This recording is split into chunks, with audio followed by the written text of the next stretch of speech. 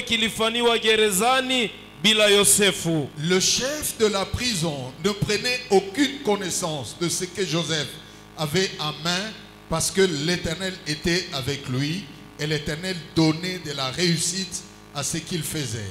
Na mlinzi wa gereza kupenda kujua Yosefu ana nini mkononi kwa sababu Bwana alikuwa naye na yote alifanya iliendeka kabisa. Allons chapitre 41 le verset 14. Tuende ku sura ya 41 mstari 14. La Bible dit Pharaon fit appeler Joseph. Alafu Farao akatuma wakaite Yosefu. Et on le fit sortir en hâte de prison. Wakamtoa haraka haraka gerezani. Il se rasa, changea de vêtements et se rendit vers Pharaon.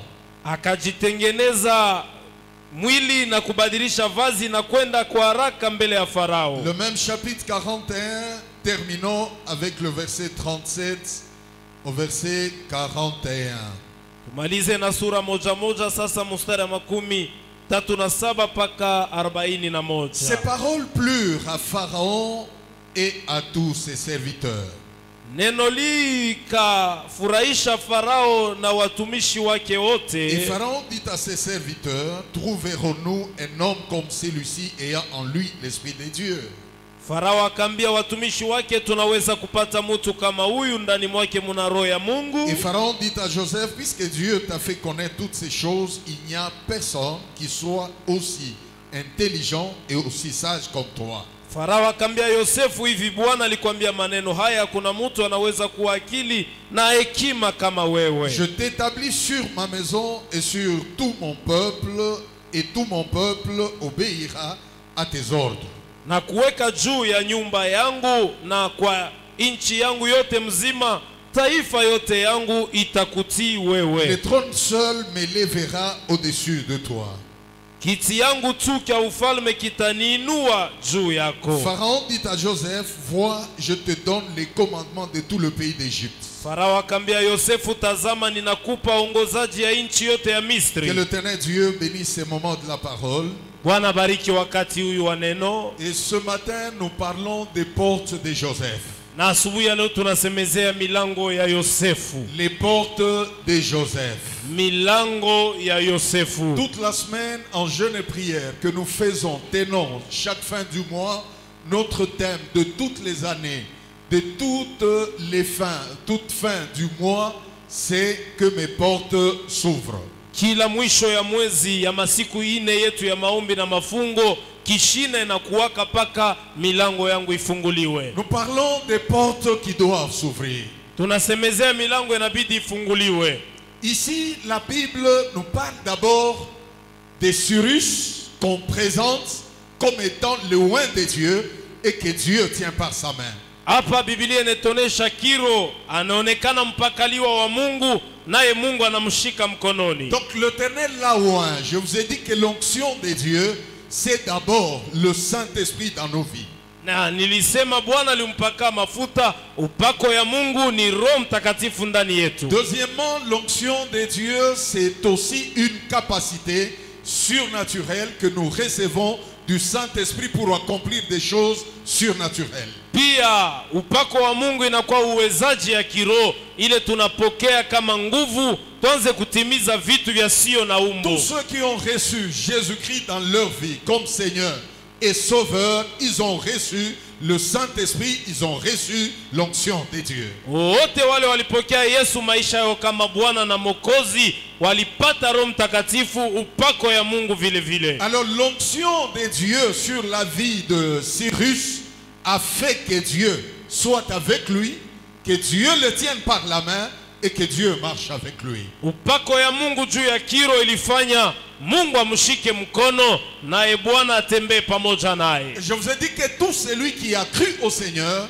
qui a reçu le Saint-Esprit, Dieu est avec lui, Dieu le tient par la main et Dieu marche avec lui. Nisema wote alipokea Bwana, alipokea Roho Mtakatifu, Mungu eko naye na Mungu anatembea naye. Il n'y a pas d'enfant de Dieu dans cette nouvelle alliance sans le Saint-Esprit. Hakuna mtoto wa Mungu muagano jipya hiyo bila Roho Mtakatifu. Nous devenons enfants de Dieu à cause de la présence du Saint-Esprit en nous. Tunakuwa watoto wa Mungu kwa ajili ya Roho Mtakatifu ndani yetu. Lorsque quelqu'un ouvre son cœur pour recevoir Jésus-Christ, il vient, il entre dans sa vie comme le Saint-Esprit. Na wakati Mungu anapokea Yesu maisha yake kama Bwana na Mwokozi, anaingia kwake kama Roho Mtakatifu. Alors le Saint-Esprit dans la vie d'un homme t'aide à marcher avec Dieu, parce que le Saint-Esprit c'est Dieu lui-même. Na Roho Mtakatifu maisha ya mtu inakusaidia utembee vile Mungu anapenda, kwani Roho ni Mungu peke yake. Et le Saint-Esprit dans ta vie vient te donner des capacités surnaturelles que tu n'avais pas avant. Tu peux chasser le démon. Tu peux imposer les mains aux malades et les malades seront guéris, dit la parole de Dieu. Na Roho Mtakatifu inakupa mauwezaji yasiyo na umbo. Unaweza kufukuza mapepo na kuombea wagonjwa wanapona. Neno la Mungu inasema. Le Saint-Esprit te donne la force, la puissance de terrasser tous les rois devant toi. Le démon, le diable lui-même devient faible devant toi. Parce que celui qui est en toi, il est plus fort que le diable qui règne dans ce monde. Na wakati roho inaingia ndani mwako inakupa nguvu ya kufukuza wafalme wote mbele yako, mapepo na shetani, kwani roho ndani yako inashinda shetani yako ndani ya ulimwengu. Il ne le fait pas seulement dans la vie des pasteurs, des serviteurs et servants de Dieu, mais il le fait dans la vie de tout celui qui a reçu Jésus-Christ. Il a la présence de Dieu et il a l'autorité et le pouvoir. Asifanye paka maisha ya wapastori na watumishi, lakini ya wote anapokea Bwana maisha yake, kwani anapokea Bwana na uwezo na madaraka. Lorsqu'on comprend cette vérité et que l'on marche avec cette connaissance, on ne craint plus rien, parce qu'on sait que tout ce qui s'élèvera devant moi, j'ai à moi quelqu'un qui me donne la force et la puissance de terrasser tout ce qui peut m'empêcher aller de l'avant et accomplir la volonté de Dieu. Na wakati unapokea roho, aogope tena kitu, kwa sababu unajua ndani yako muna uwezo na inafanya ufukuze na kuangusha ugomvi yote inaweza kuonekana mbele yako. Alors je veux à la troisième partie ou la troisième phrase où la Bible dit que Dieu tient la main de Cyrus pour lui ouvrir les portes. Kwa mstari ya 3 wanasema Mungu anashika Kiro mkononi kwani amfungulie milango. Dieu te tient par la main. Dieu a décidé d'habiter en toi afin de t'ouvrir les portes. Mungu anakushika mkono, alichukua mpango wa kuketi ndani yako kwani akufungulie milango. La Bible dit qu'afin qu'elle ne soit plus fermée. Biblia inasema kwani hiyo milango isifungiwe tena. Parce que quand tu étais sans Christ, tu étais faible. Kwani wasababu ulikuwa wakati ulikuwa bila Kristo ulikuwa mzaifu. Quand tu étais sans Christ, tu n'avais pas de force. Bila Kristo hukuwa na nguvu. Tu étais dompté par d'autres rois et d'autres maîtres. Ulitawaliwa na mafalme na walimu wengine. Il y a une vie qui t'était imposée par le diable. Kuna maisha ilikufanshishwa kwa nguvu na shetani. Et il y a des portes qui étaient fermées devant toi et que tu ne pouvais pas ouvrir de toi-même. Na kuna milango ilikuwa mbele yako yenye kufunga au kuweza kuifungula peke yako. Il y a des choses que tu pouvais aimer, que tu pouvais admirer, mais auxquelles tu pouvais pas accéder parce que les portes étaient fermées. Kuna vitu uliweza kutamani lombari au kuweza kufika kwenye viko kwani au kuweza kuwa na milango wazi. Alors le Seigneur te oint pour que ces portes qui étaient jadis fermées puissent s'ouvrir avec l'aide du Saint-Esprit pour que tu arrives là où Dieu veut que tu arrives, veut que tu arrives et que tu touches ce que Dieu veut que tu touches et que tu t'asseyes là où il veut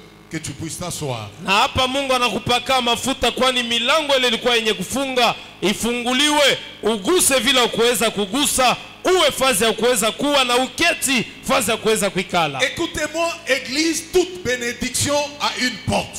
Mpendwa munisikie, baraka yote iko na mlango. Toute promesse a une porte.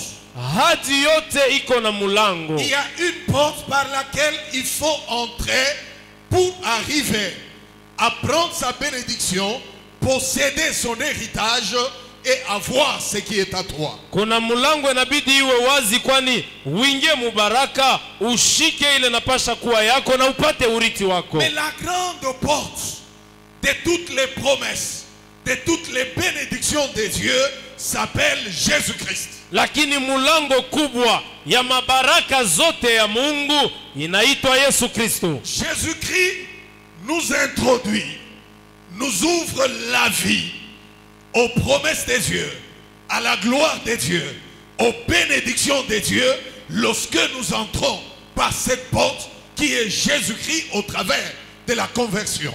Uzima, mahadi ya Mungu na vyote vya Mungu tunavipokea wakati tunaingia kumulango imeitwa Yesu Kristo wakati tunaamini. Il dit je suis la porte. Anasema mimi ni mlango. Si quelqu'un entre par moi, mtu akiingia kupitia mimi, il entrera, il sortira, il trouvera du pâturage. Ataingia, atatoka, atapata majani mabiti. Ça dit qu'en Jésus-Christ, il y a la liberté et il y a l'abondance. Ndani ya Yesu muna huru, muna utele. Jésus-Christ, le nom de Jésus, nous ouvre la grande porte aux promesses de Dieu. Parce qu'on ne peut pas accéder aux promesses de Dieu, à notre héritage, à notre destinée, sans passer par la grande porte qui est Jésus-Christ. Yesu ni mulango kubwa na hatuwezi kufika kumahadi ya Mungu, kuurithi wa Mungu bila kupitia Yesu Kristo. Quelqu'un peut prier, mtu anaweza komba, mais s'il n'est pas encore entré par cette porte, lakini kama si aingia bado mwiyo mlango, ça veut dire s'il n'a pas encore donné sa vie au Seigneur, ni kusema kama yatoa maisha yake kwa il n'a pas Bwana, encore abandonné l'ancienne vie, asiyaacha maisha ya zamani, il peut prier, anaweza kuomba, mais les choses spirituelles, lakini vitu vya kiroho, les promesses divines, mahadi ya umungu, l'héritage de Dieu, urithi wa sa Mungu destinée même, na maelekeo yake seront pekee loin de lui, itakuwa mbali parce naye, que nous entrons dans cet héritage kwa sababu tunaingia mwiyo urithi par la conversion en Jésus-Christ. wakati tunamini Yesu Kristo. Donc ce matin, la première des choses, Na asubuhi ya leo kitu cha je kwanza, sais que tu aimes prier, najua unapendaka maombi, je sais que tu es dans l'église, na uko je mkanisa, sais que tu viens chercher la face de Dieu. najua unakuweka kutafuta uso wa Je veux Mungu. la première des choses que tu te poses la question, Kitu cha kwanza ujiulize mbele, est-ce que je suis déjà converti?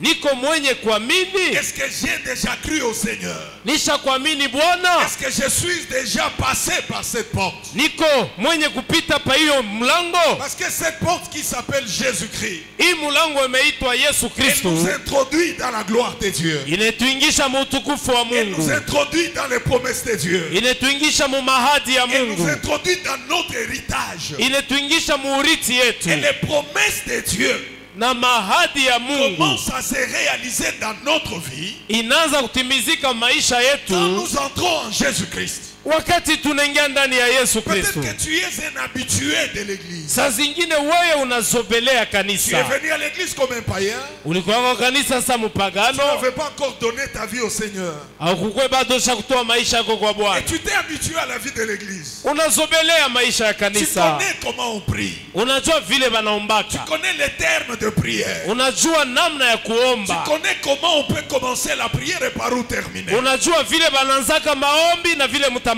Mais personnellement, Lakini kwa upekee tu n'as jamais donné ta vie personnellement à Christ. auya toaka maisha yako kwa upekee kwa Yesu. Et comme preuve, Na kama kionesho, c'est que même étant à l'église, hata vile uko kanisani tu vis encore la même vie unaishi paka maisha ya que zamani tu avais en dehors de l'église. ilo ulikuweka nayo nje ya Dominé kanisa, par le péché, umetawaliwa na zambi, vivant dans le péché, umeishi muzambi se plaignant de faire des choses contraires à la parole de Dieu. na uko nomboleza umefanya vitu kinyume ya neno la La Mungu. Bible déclare, Na Biblia inasema si quelqu'un est en Christ, mtu akiwa ndani ya Kristo il est une nouvelle créature. anakuwa kiumbe kipya, Il n'est plus la même personne. ana tena mtu wa C'est zamani, un homme changé, ni mtu un homme amebadilika, transformé. ni mtu anabadilika. Les choses anciennes Vitu vya zamani sont passées. vimepita, La vie passée, maisha ya elle zamani est passée inapita, et tout devient nouveau dans sa vie. na yote yanakuwa mupya mu maisha yake. Dans la Bible, on nous parle d'un peuple.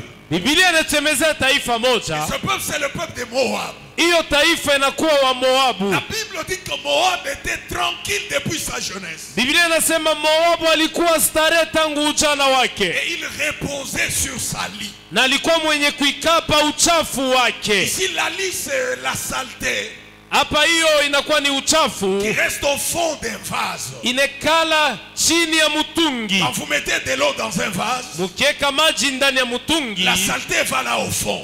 uchafu inashukaka Et chini. la saleté qui reste au fond d'un vase, Na hiyo uchafu inabaki chini ya c'est ce mutungi. qu'on appelle la lie.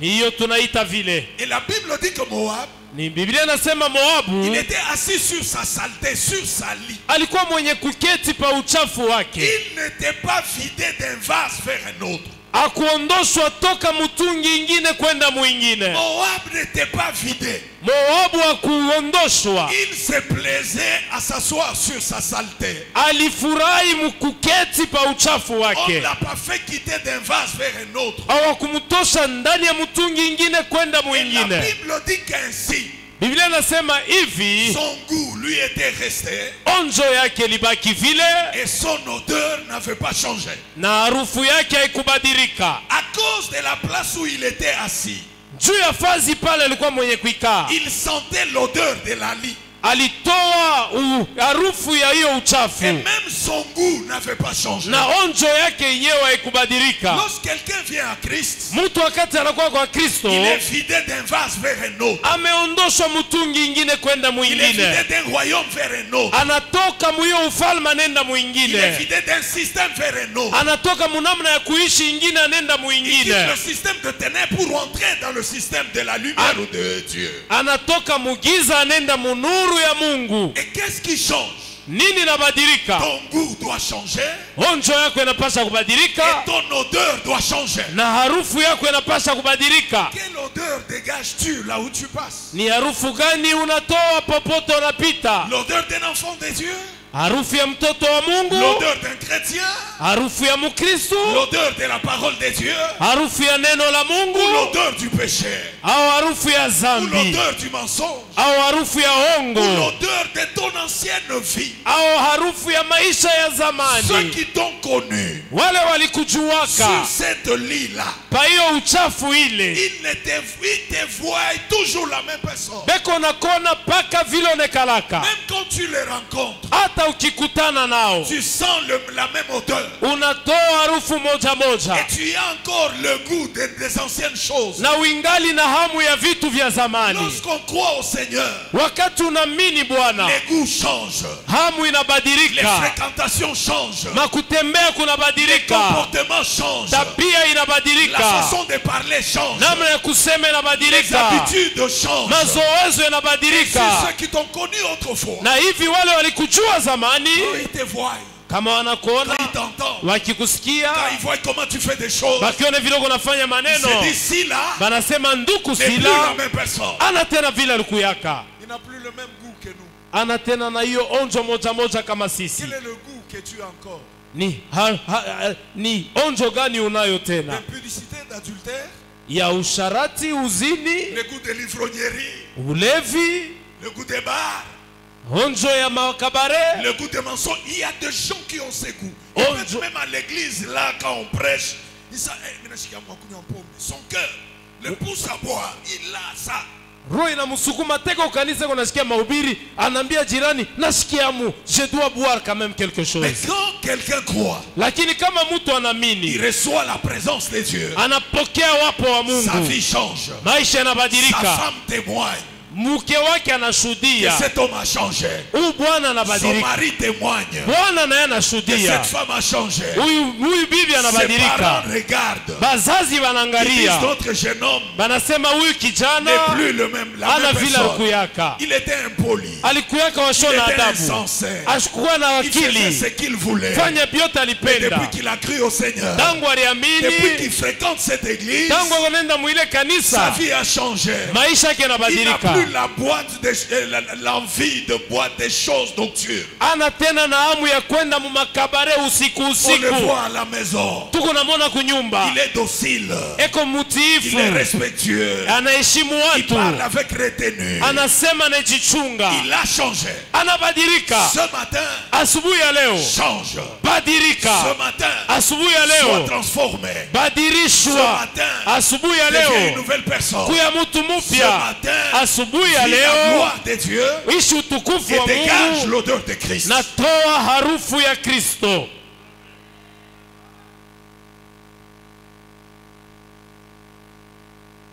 Toute bénédiction a une porte. La grande porte de bénédiction, la grande porte de la stabilité, la grande porte de notre héritage, la grande porte de notre destinée, c'est Jésus-Christ. Nous devons d'abord entrer par Jésus-Christ. Dis aux voisins, entrons d'abord par Jésus-Christ. Ambia mbele jirani pembeni ya kwamba tuingie mbele kupitia mulango Yesu Kristo. Je me rappelle dans les années, je crois 80 quelque chose, Nakumbuka je fréquentais l'église parce que le grand frère chez qui je restais nous poussait, nous obligeait à aller à l'église. Mais je fréquentais l'église, j'étais païen. yaza kwenda kanisa, niko mupagano, juu baraza kutusukuma twende kukanisa. Mkubwa yangu alikuwa pastori. Et arrivé là-bas, je suis entré même dans une chorale. Kufika kule mimi niingia na mubaimbaji Et on chantait très bien. na tulikuwa tuko naimba mzuri sana. Après, il y a eu une idée qui m'est venue en tête de former une chorale pour commencer à aller évangéliser dans les bars et les boîtes de nuit.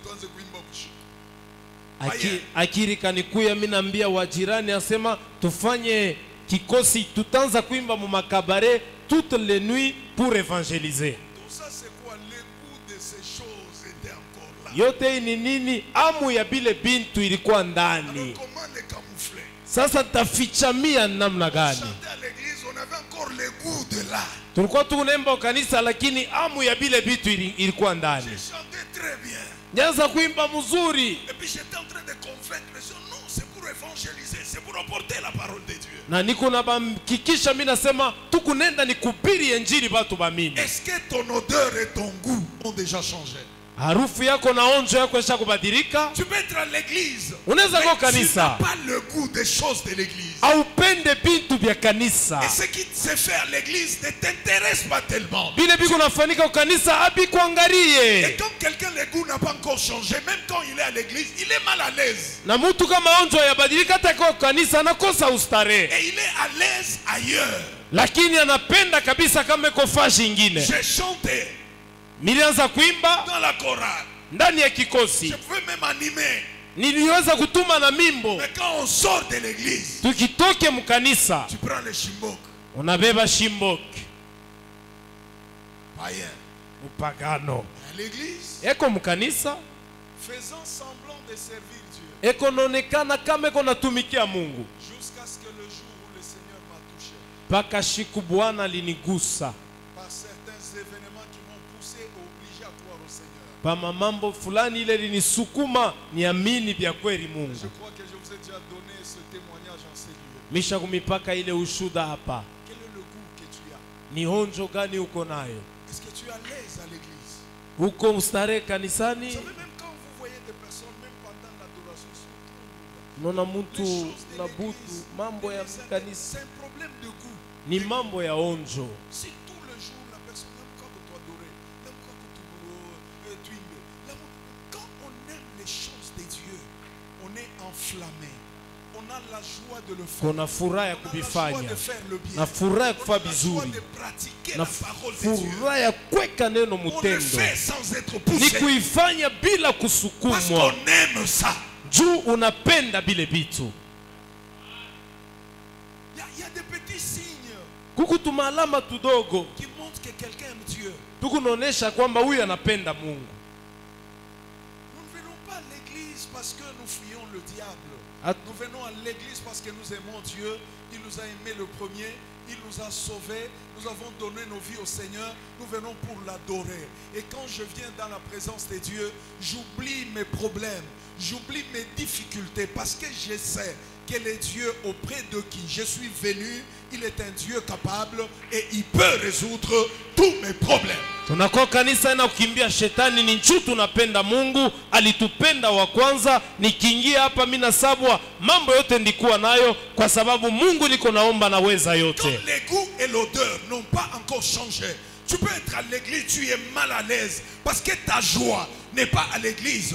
Ta joie n'est pas dans la présence de Dieu, mais ta joie est ailleurs. Tu peux être là au culte, tu veux que les choses se terminent vite parce que tu y as d'autres choses auxquelles ton cœur est attaché que tu dois faire cet après-midi. Unaweza kwa mkanisa uko haraka sana macho pasa juko na vitu vya kufanya hii magharibi ya leo. Mais quand on aime Dieu, kama unapenda Mungu, on peut parler comme David, mieux vaut passer 1 minute, 1 seconde dans la présence de Dieu que de passer ce temps ailleurs. Na kama unapenda Mungu unaweza kusema kama Daudi, heri kuwa muwapo wa Mungu saa moja dakika moja kuliko kuipitisha fazi nyingine. Entrez par la porte qui est Jésus-Christ. Muingie pa mlango imeitwa Yesu Kristo. Soyez convaincus que vous êtes chrétien, vous êtes né de nouveau et que vous avez reçu Jésus dans votre vie. Kuwa na hakikisho ya kwamba uko Mkristo na ushakupokea Yesu kama Bwana na Mwokozi. Bien-aimés, les jours sont mauvais. Bapendwa, masiku iko mbaya. Tous les signes sont là devant nous.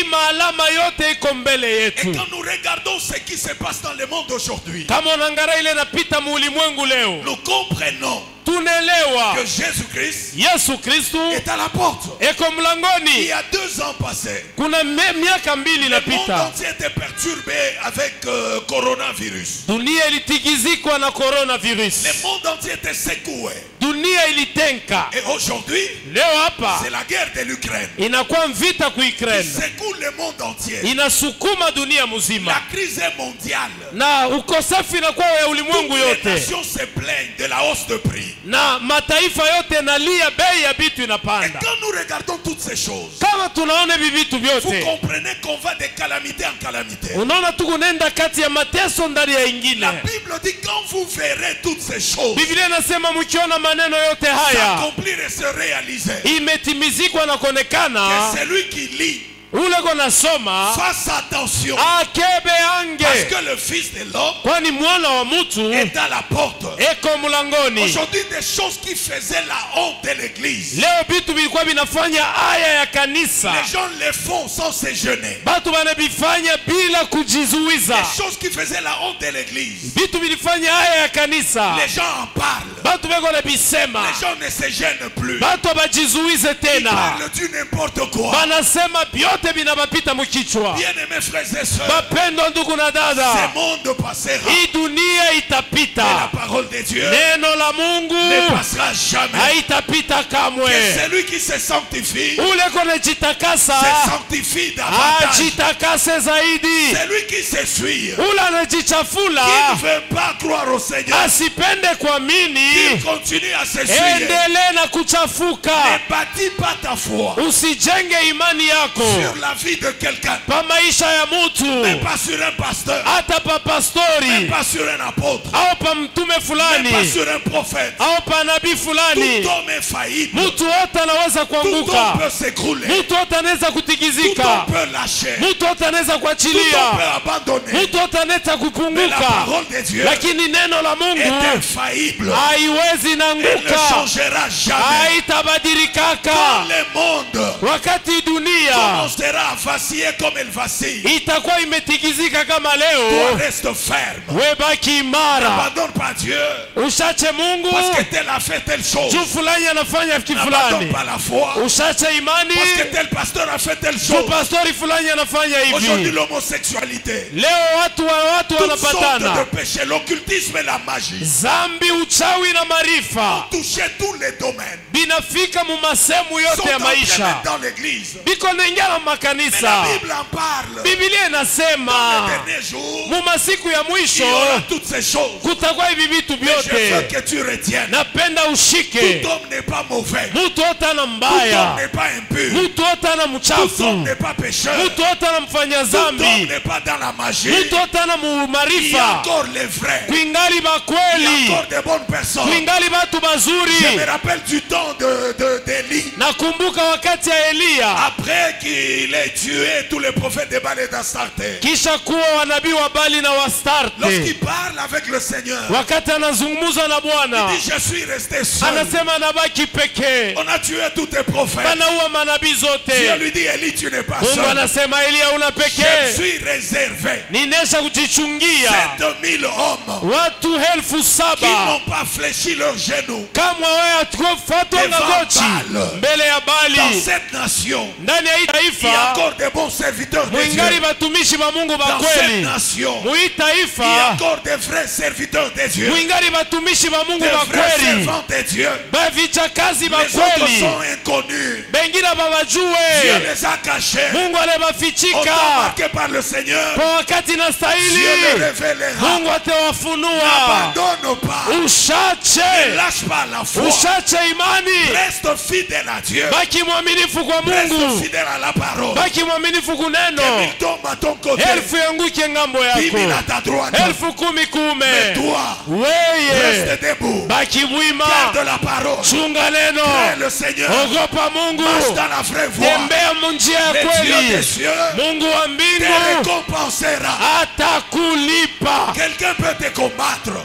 Mtu anaweza Mais kukombanisha, c'est pas tout le monde qui te combattra. aina bote batakombanisha. Au-delà de ceux qui te combattent, Ingawa bale banakombanisha, Dieu a aussi les bonnes personnes. Mungu ako na batu pia Il bazuri mettra sur ton chemin balateka njiani mwako, afin qu'ils te soutiennent. Que bakusaidie tes yeux kwa macho ne voient yako. pas que le méchant. Utaona Mais je wao, veux que tes yeux napenda macho yako voient aussi ione pia les bonnes personnes batu que bazuri Dieu a préparées bale Mungu pour te alitayarisha faire du bien. juu ya kusaidia. Ils sont là. Beko wako, Regarde à ta gauche et à ta droite. angalia kuume na kushoto. On peut te combattre à gauche et à droite. Wanaweza kukombanisha kuume na kushoto. Dieu te donnera une personne qui est peut-être derrière toi. Mungu atakupa mtu saa zingine ko nyuma yako. Dis à 5 personnes que tout le monde n'est pas mauvais. Ambia watu tano, batu bote bana babaya. Dis à 5 personnes. Ambia batu Tout tano, le monde n'est pas mauvais. tout le monde n'est pas Si mauvais. tu as été déçu quelque part, Kama ulifezeleshwa fazi mais fulani, pas tout le monde a le même sac. usheke batu bote musakoshi Il y moya. a encore le sac de personnes que Dieu s'est réservé. Kuna watu wale Mungu asha kujichungia kama baki Il y a yake. encore de bonnes personnes Kuingari batu bazuri que Dieu a déjà mis sur ton chemin. bale Mungu aneka njiani mwako. Peut-être que tu ne les as pas encore rencontrés. Saa zingine huyakutana nao, Mais en sautant peut-être après ces cultes, mukutoka saa zingine kisha tu ibada hiyo rencontreras ces personnes. utakutana na bale batu. Qui sait ce matin? Nani anajua asubuhi Si ya ces leo personnes-là sont déjà ici à l'église, kama bale batu beko hapa et mkanisa, toi tu ne les vois pas. wewe Parce ubaone que tu as été programmé juu ulipangiwa à ne voir que le mal, uone paka à ne bibaya, voir que les mauvaises personnes. one paka bantu Il y a babaya. les bonnes personnes. Kuko batu bazuri, Encourage 5 personnes. pachia moyo watu tano, Dis-leur, ubambie vous êtes des bonnes personnes. muko bantu bazuri. Yesu ni wangu wa siku zote, yeye anajua maisha yangu, hata usiku hata mchana. Yesu ni wangu wa siku zote.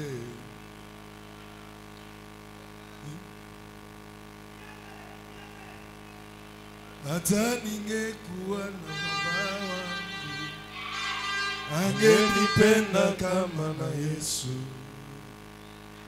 Yesu ni wangu wa siku zote. Mais ne pas avoir ces dieux, abandonner un Dieu comme celui-ci.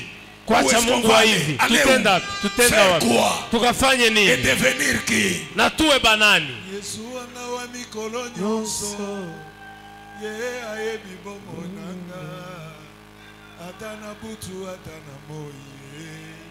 Yesu anawa mikolo nyonso. De tous les jours et de tout le temps. wa Il siku yote s'appelle anaitwa Jésus-Christ. Yesu Kristo. Il dit, Cyrus, je te tiens par la main Anasema Kiro na kushika mkononi pour t'ouvrir les portes, juu ya kufungulia milango afin qu'elles ne soient plus fermées. wani sifungwe tena. Les portes de la vie de l'homme peuvent être ouvertes ou peuvent être fermées. Milango ya maisha ya mtu inaweza kufungwa au kufunguliwa.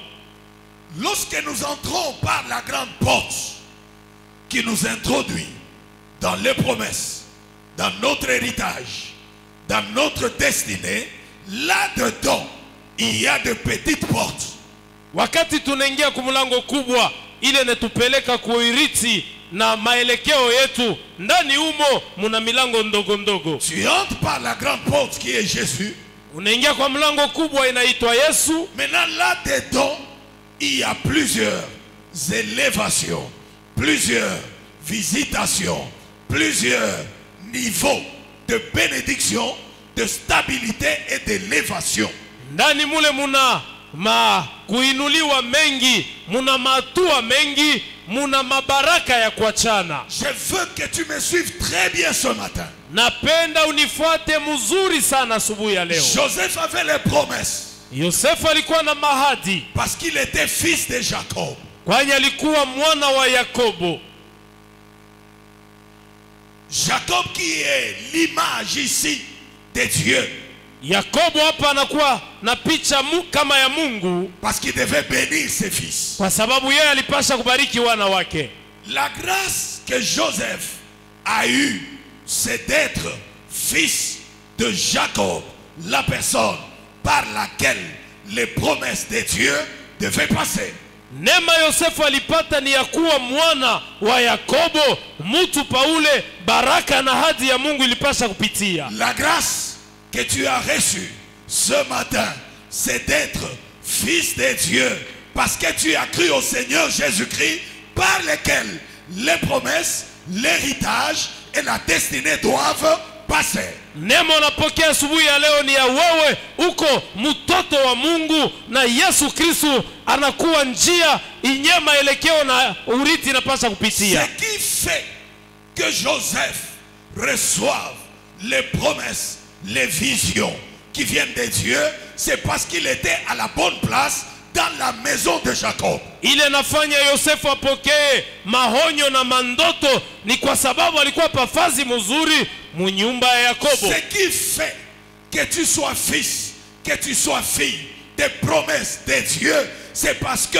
tu es à la bonne place en Jésus-Christ. Ile nafanya uwe mwana wa Mungu, uwe na mahadi ni kwa sababu uko pafazi mzuri ya Mungu ndani ya Yesu. Parce que tu es né de nouveau. Vile umezalikwa upya. Tu es devenu fils de Jacob. Unakuwa mwana wa Yakobo. Et là où tu es, na pale uko il y a les promesses. peko mahadi. Dieu vient la nuit. Mungu anakuwa usiku. Il parle à Joseph. Anasema na Yosefu. Il lui donne les promesses. Anamupa mahadi. Il lui parle. Anasema naye. Par de gerbes. Kwa kupitia majani. Qui doivent se prosterner devant sa ile gerbe. napasha kuinamia lijani yake. Il lui parle. Anasema par des astres, kupitia manyota, le soleil, la lune et les 11 étoiles, jua na mwezi na nyota 14, qui doivent se prosterner devant lui. ile napasha kuinama mbele yake. Pourquoi toutes ces choses? Kwa nini maneno Parce yote? que toi, Joseph, kwani wewe Yosefu tu es à la bonne adresse. uko pa hanuani mzuri. La bonne adresse, Hanuani mzuri c'est en Jésus-Christ. ni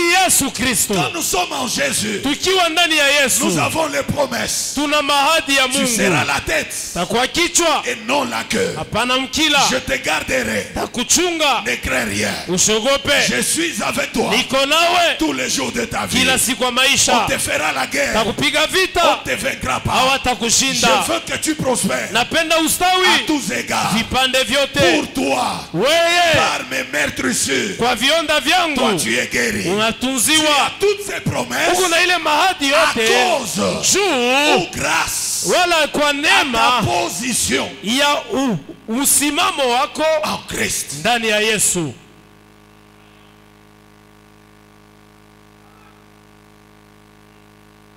Il a la grande porte déjà ouverte. eko na mlango kubwa iko wazi. Comme plusieurs ont déjà leurs grandes portes ouvertes et ils sont déjà dans les lieux de promesses, les lieux de gloire, les lieux où il y a un bon pâturage, les lieux où il y a la bénédiction. C'est là que nous sommes en Jésus-Christ. Kama wengi hapa weko ndani ya hiyo baraka kubwa, mlango kubwa, ndani humo mnaonekana milango mbalimbali ya mabaraka ndani ya Yesu. Pourquoi certaines portes peuvent être encore fermées? Juu ya nini milango ingine naweza kuonekana imefungwa na sasa? Ya kwanza, Parce que certaines portes juu milango ingine ne s'ouvrent qu'au temps marqué par Dieu. imefunguliwa paka wakati Mungu ashakuweka. Il y a des portes qui ne s'ouvriront pas quand toi tu veux. Kuko milango haitafunguka juu unapenda. Ça veut dire tu es déjà en Christ. Ni kusema uko ndani ya Kristo. Tu as les promesses. Uko na mahadi. Mais certaines promesses Lakini mahadi ne ingine s'accompliront haitatimizika. au temps marqué par Dieu. Itatimizika paka wakati Mungu anachapa. Je veux que l'église Napenda kanisa entre ingie dans le règne de la patience. ndani ya utawala ya utulivu. Je refuse des chrétiens Nakatala ba Kristo qui aiment du vite fait, banapenda haraka haraka, qui veulent tout avoir aujourd'hui, banapenda kupata byote paka leo, qui veulent tout manger aujourd'hui. banapenda bakurie byote leo. Quand un enfant naît, Mutoto kama nazarikwa il ne peut pas manger le foufou aujourd'hui. ashitakuria bukari pakele shiku, Mais c'est un homme comme toi et moi. lakini ni muntu sawe na mie. D'abord, quand il naît, il ne parle même pas. Na japo wakati anazalika ashisemaki hata kusema, Mais c'est déjà un homme. ni muntu Il a une destinée devant Dieu. eko na maelekeo mbele ya Il y Mungu, a un plan de Dieu sur le bébé que tu portes là. eko na matengenezo ule mtoto na bebaka ule, Il a une destinée de Dieu. eko na maelekeo ya La Mungu. Bible dit, je connais les projets que j'ai formés sur toi, projets de paix et de bonheur, afin de te donner de l'avenir et de l'espérance. Je te connais avant que tu ne sois formé dans le ventre de ta mère. Dieu te connaissait. Mungu Dieu alikujua, t'avait appelé. Dieu alikuitaka, t'avait établi. Mungu Avant même alikuwekaka que tes parents n'étaient vus. kabla Dieu te bazazi connaissait. bakoni. Dieu t'avait déjà vu. Mungu Dieu alikuwa avait shakuonaka, déjà décidé de ce que tu deviendras. na Mungu alikuwa shakuchukua mpango ya kilo takuyaka Déjà là-bas. pale zamani. Pendant que les médecins tâtonnent encore pour savoir ça sera un garçon ou une fille. Wakati Pendant qu'on munganga tâtonne avec konejiuliza, des machines, Dieu connaît ta vie. Mungu anajua Il la maisha connaissait yako, déjà. alikujua Il savait zamani, que dans ce ventre, alijua il y a un muitumbo certain Fabien. muko Fabien Il sortira. atatoka, Il sera comme ça. atakuya Quand il hivi, sera grand, na vile atakomea il deviendra telle personne. atakuya mutu fulani. Dieu nous connaît plus que même nos parents. Mungu anatujua kuliko bazazi yetu. Dieu te connaît plus que les pasteurs et les prophètes. Mungu anakujua kuliko nabii na pastori. Dieu te connaît plus que l'apôtre. Mungu anakujua kuliko mutume. Je te connais superficiellement, mais Dieu te connaît totalement et complètement. Mimi nakujua kwa semu, lakini Mungu anakujua kwa utele. Alors écoutez, il y a certaines portes qui ne s'ouvrent pas aujourd'hui parce que ce n'est pas encore le temps. Mushikie, kuna milango ingine haifungulike leo kwa sababu haina wakati. Quand l'Église n'est pas enseignée, que le chrétien n'a pas la connaissance, Kama kanisa ifundishwe, Wakristo wanakosa il y ufamu. a des personnes qui pleurent pour des choses qui ne doivent pas venir aujourd'hui. Kuko bantu eko na ria juu ya bintu bila biezi kuya Nous leo. vivons aujourd'hui dans un monde de rapidité. Tuko naishi leo mudunia ya mbio mbio. Où tout se fait avec rapidité, les gens veulent tout avoir aujourd'hui. Baitu biko nafanika na mbio mbio, bantu banapenda bapate biote leo. Mais regarde-toi un peu, tu n'es pas devenu ce que tu es aujourd'hui en un seul jour. Naangalia vile uko au ukwe kile uko leo mushiku moya. Jésus est venu dans ce monde, Yesu alikuwa muhii dunia, il est né Dieu. alizalikwa Mungu. Jésus n'est pas devenu Dieu, mais il est né Dieu. Yesu ashikukuye Mungu, alizalikwa C'est Mungu. pourquoi déjà les jours où il est né, Ndio kwa maana siku les alizalikwa, mages sont allés l'adorer. watu wa hekima walienda kumwabudu. Le Dieu créateur Mungu mumbaji est né dans ce monde. alizalikwa muhii dunia, Il est encore un petit faible physiquement. alikuwa mtoto mchanga mudhaifu Mais la mukimwili, plénitude de la divinité était là. lakini utele wa umungu ulikuwa ndani. C'est pourquoi ceux qui avaient la connaissance comme les mages, Wale walikuwa na ufamu kama wenye hekima ils sont allés l'adorer. walienda kumwabudu Parce qu'il était Dieu.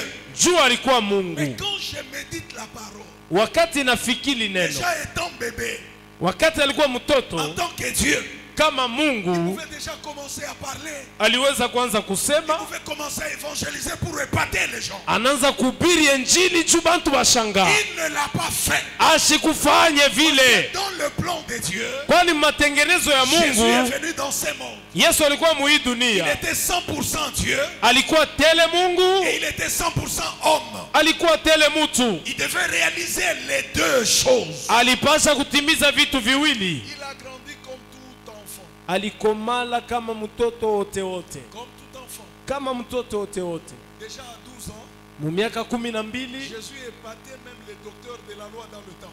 Yesu alikuwa ameshangaza hata wanjiki na watu wa Il avait sheria. une connaissance terrible. Alikuwa na ufamu kabisa. Il était là dans le temple et il enseignait les docteurs de la loi. Il leur donnait la parole. Alikuwa muhekalu eko nafundisha watu wa ufamu kabisa ndani ya hekalu. Jusqu'à cet âge-là, Na muhiyo miaka ile il n'a pas commencé le ministère. ashikwanze huduma. Il a attendu 30 ans. Alichunga miaka 13 C'est que les choses étaient déjà arrêtées. jo vile vitu vilipangiwa. J'ai dit à quelqu'un ce matin, Naambia mtu mwa asubuhi ya leo, toutes choses vitu vyote ne viendront pas havitakuja au temps voulu par toi. kwa wakati ile wewe Parce qu'il y a unapenda. certaines choses Juu kuko bingine dont le temps est déjà fixé par Dieu et tu dois attendre le temps de Dieu.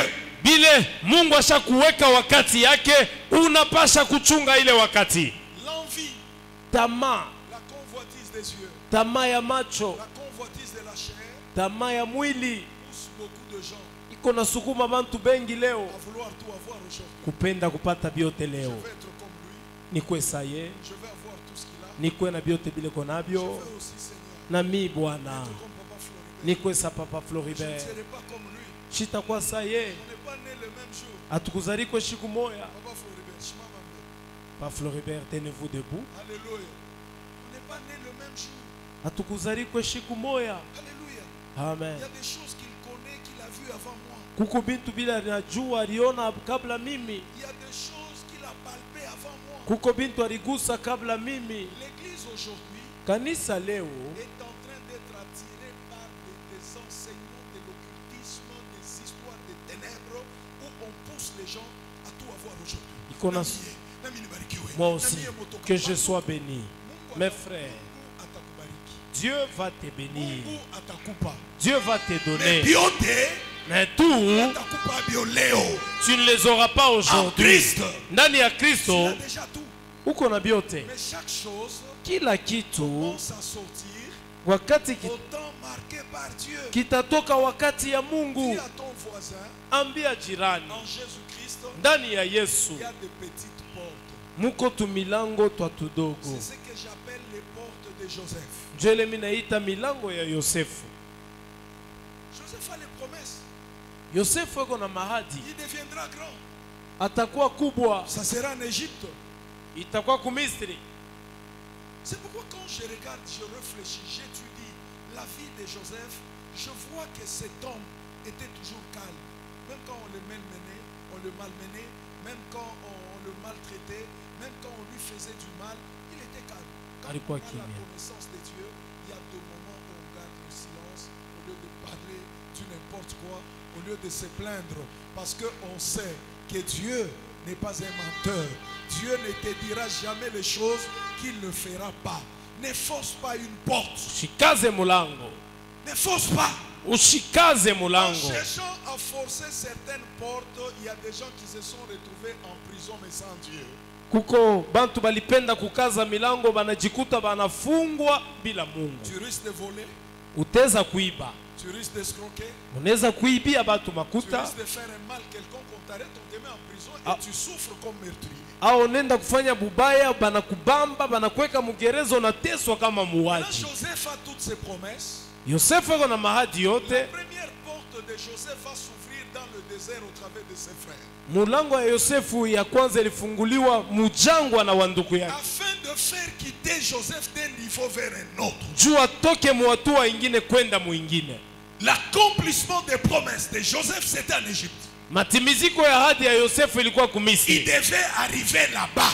alipasha kufika Misri. Mais la porte s'ouvre comment? Mulango inafungulika namna gani? La porte de de Joseph mulango ya Yosefu s'ouvre au travers de la haine et la jalousie de ses frères. inafunguliwa kupitia chuki na bwivu ya ndugu zake. Maintenant, écoute-moi, frère. Shikia ndugu, Écoute-moi, ma soeur. sikia dada. Des fois, les portes s'ouvrent dans ta vie Wakati ingine milango inafunguliwa kwa maisha sans yako que tu te rendes compte que Dieu a déjà ouvert une porte. bila ujue ya kwamba Mungu anafungula mlango. Il y a certaines portes qui s'ouvrent avec douleur. Kuko Tu milango y entres ingine avec des pleurs. Mais c'est la porte qui est déjà ouverte et tu as déjà fait un pas dans l'accomplissement de tes promesses. milango ingine nafunguliwaka na vilio na machozi, usha kuingia ndani lakini ujue. Des fois, nous attendons d'entrer dans certaines portes avec joie, avec des chants d'allégresse. Mais il y a certaines portes où Dieu nous introduit sans nous le dire. Nous pleurons, nous gémissons, mais nous avons fait un pas positif vers l'accomplissement de nos promesses. Juu milango ya mingi tunachungaka tuingie na furaha tumecheka, lakini ingine inaweza kuwa na vilio, lakini unafanya hatua kwenda kutimizika mahadi yako. La première porte de Joseph ne s'ouvre pas avec des chants, ne s'ouvre pas Haifunguliwe avec la joie, na furaha, mais ça s'ouvre inafunguliwa avec des pleurs, na vilio avec des cicatrices au cœur, na maalama kumoyo avec des déceptions. na Mes mafezelesho. propres frères Banduku yangu me font ça. bananifanya Ma hivi, propre famille jamaa yangu me pekee fait ça. inanifanya hivi. Et pendant que Joseph Na wakati peut Yosefu être en train de réfléchir sur ça, alikuwa anafikiri pa hiyo au maneno, ciel, mbinguni Dieu et les anges, Mungu na ils malaika acclament banapika parce mikono qu'ils comprennent juu que banelewa ce qui a été dit ile est lisemewa déjà en train de s'accomplir. imetimizika Des sasa. fois tu pleures, Wakati ingine mais unaliaka, tu as déjà fait un pas de lakini usha bénédiction. kufanya hatua ya baraka. Le pas de bénédiction Hatua ya peut se baraka faire avec pleurs, inaweza kufanywa na kilio avec gémissement. na Il y maombolezo. a des personnes ici, Kuko bantu hapa s'ils n'avaient pas été maltraités dans leur vie, kama bakumuteswake mu maisha ils yake n'étudieraient pas. ashikupashe Il y kufunda. a des personnes ici, Kuko bantu s'ils hapa n'avaient pas été aimés dans leur entourage, kama balimupendaka muiye ils mazingira, n'allaient pas faire un effort akuweza kufanya nguvu pour être des hommes et des femmes. juu akwe muke wala mume. La haine de ton entourage Chuki ya bale peut balikuzunguluka t'aider à aller loin. itaweza kusaidia unenda mbali. La haine de ceux qui t'entourent Chuki ya bale banakuzunguluka peut t'aider itaweza à kusaidia monter, unapanda, à avancer unasonga et mbele à être sérieux dans la vie. na uwe kabisa mwenye kuriheshimia mu maisha. Beaucoup d'enfants gâtés Watoto ba mingi bakubembelesha bembelesha n'ont pas évolué dans la vie aba kuendelea mu maisha parce que la vie leur était facile. juu maisha ilikuwa Les mwepesi, jours où les choses deviennent difficiles, na siku vitu vinabadilika, ils ne savent pas comment s'en sortir. abajue batatokea wapi. Mais les enfants qui ont été maltraités, Batoto bale qui balibateswaka ont été malmenés, bale balibatsonga ils se songa sont retrouvés seuls comme Joseph. wanajikuta peke yao kama Yosefu. Joseph était en Égypte seul. Yosefu alikuwa kumisri peke, Il ne pouvait pas jouer avec sa vie. akuweza kucheza na maisha Il y a des yake. gens qui jouent avec leur vie Kuko watu wanacheza na parce maisha qu'ils savent qu'aujourd'hui, si je n'ai pas, juu anajua leo kanshina je nayo vais aller au golf voir mon oncle. tenda kona muyombangu kugolfa. Aujourd'hui, si je n'ai pas, Leo kama inakosa j'irai sur l'avenue Roux et voir mon grand frère. tenda muruwe kona kaka yangu. Aujourd'hui, si je manque, Leo kama il y inakosa a mon grand frère qui est à Likasi qui a kuko des kaka moyens. yangu ako kulikasa tenisaidia. Mais il y a une autre catégorie de personnes. Kuko kunji ingine ya watu Il regarde à gauche, anangara kuume il n'y a personne. hakuna mutu, Il regarde à droite, anangalia kushoto il n'y a personne. hakuna Il mutu, regarde devant et derrière, nyuma na il mbele n'y a personne. hakuna Ce mutu. qu'il fait, Kila il konafanya le fait sérieusement. anaifanya na heshima Parce qu'il sait yote, que si je manque, juu anajua nikikosa personne ne m'aidera. hakuna wa La kunisaidia. génération de Joseph, Hiyo kizazi ya Yosefu c'est la génération des hommes et des femmes ni kizazi ya wanawake wanaume, qui n'ont personne pour les aider, habana na mtu wa mais kubasaidia, qui n'ont que le Seigneur. beko paka na Bwana, Ils ne jouent pas avec leur vie. abachezake na maisha Ils ne yao, blaguent pas avec leur argent. abafanyake miza na Quand pesa. Dieu le bénit, Kama Mungu anambariki rafiki gère bien l'argent. anachunga mzuri Quand Dieu pesa. donne le travail, Mungu analeta il kazi, gère bien le travail. anachunga mzuri kazi. C'est qu'à gauche et à droite, Juu anajua kuume na kushoto. je n'ai personne. Shina na Ne mutu. te comporte pas Usijifanye comme ton voisin. kama Lui, jirani. il a un grand frère. Yeko na kaka Lui, il a yake. une tante. Yeko na Il a sangaji. quelqu'un au gouvernement. Yeko na mutu kwa Il a serikali. quelqu'un au gouvernorat. Yeko na mutu kwa Il a kuliwali. quelqu'un à Dubaï. Eko na mutu kule Mais toi, tu es Dubai. à qui? Wako na Tu nani? es comme Joseph. Uko sa Que Dieu Yosefu. t'a donné. Ile Mungu anakupa. Garde-le bien. Chunga. Gère-le bien. Sois Uitengeneze intelligent. kwa akili, Sois sage. kwa hekima. Marche avec Dieu. Tembea na Le Dieu Mungu. des cieux Mungu wa te mbingu soutiendra. atakusaidia. Amen. Quand il arrive en Égypte, il n'y avait ni son oncle, ni sa tante, ni grand frère, ni cousin. Misri akukwe sangaji muyomba au nduku akukuwako. Tu vas voir un ami Unaweza kuwa na rafiki qui dépense facilement $100. ye $100 anaweza kuyalabisha kwa wepesi. N'entre pas dans son jeu. Ushingie mu vile iko Parce que nafanya. toi, peut-être les $100, c'est tout ton salaire. We saa zingine $100 jo mshahara yako. Sois prudent. Kwa na bwerevu Lui, il dépense. ye anatoa, Le soir, il va chez le grand frère. Michel a bien couru, Michel a bien couru. magharibi anaenda kwa kaka yake, je n'ai pas mangé, je n'ai pas mangé.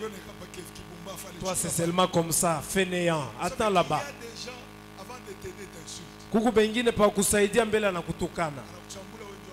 Il t'injurie après il te donne. Il y a d'autres personnes Kuku bengine comme toi là, sa wewe vile tu n'as personne. hauna na Ne mtu, te comporte pas comme lui. hapana kubeba tabia Ne yake, vis pas comme lui. ushiishi sa yeye. Regarde-les d'abord, dis-moi, je ne suis pas comme toi. Mwangalie mbele pembeni, mwambie je ne suis pas comme Il y a toi. des personnes qui ont grandi. Kuko bantu balikomea Ils n'ont jamais appris dans leur maison qu'on ne peut pas, il n'y a pas du lait.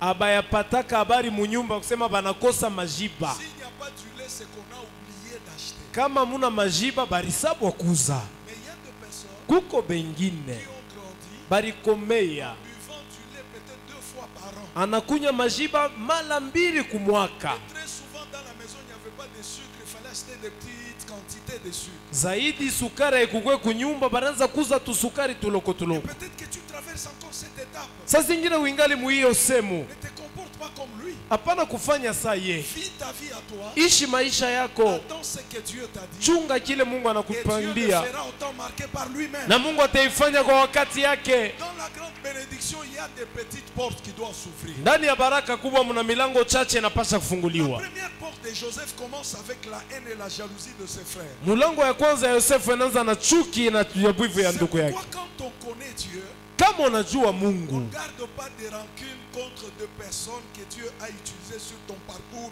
peut-être pour te coincer. hapana kuchunga makari na kasirani ya bale batu balieka, saa zingine Mungu aleka njiani wao cha kusonga Il y a des kabisa. gens qui t'ont maltraité, pas parce qu'ils ne t'aiment pas, mais parce que le plan de Dieu devait se réaliser dans ta vie. Kuko bantu balikuteswa aina banakuchukia, ni njuu matengenezo ya Mungu ionekane maisha Et yako. toutes les personnes bénies de la Bible qui sont passées par le mépris, par la souffrance, par le rejet des hommes, quand Dieu les a bénis et élevés, ils n'ont pas gardé rancune.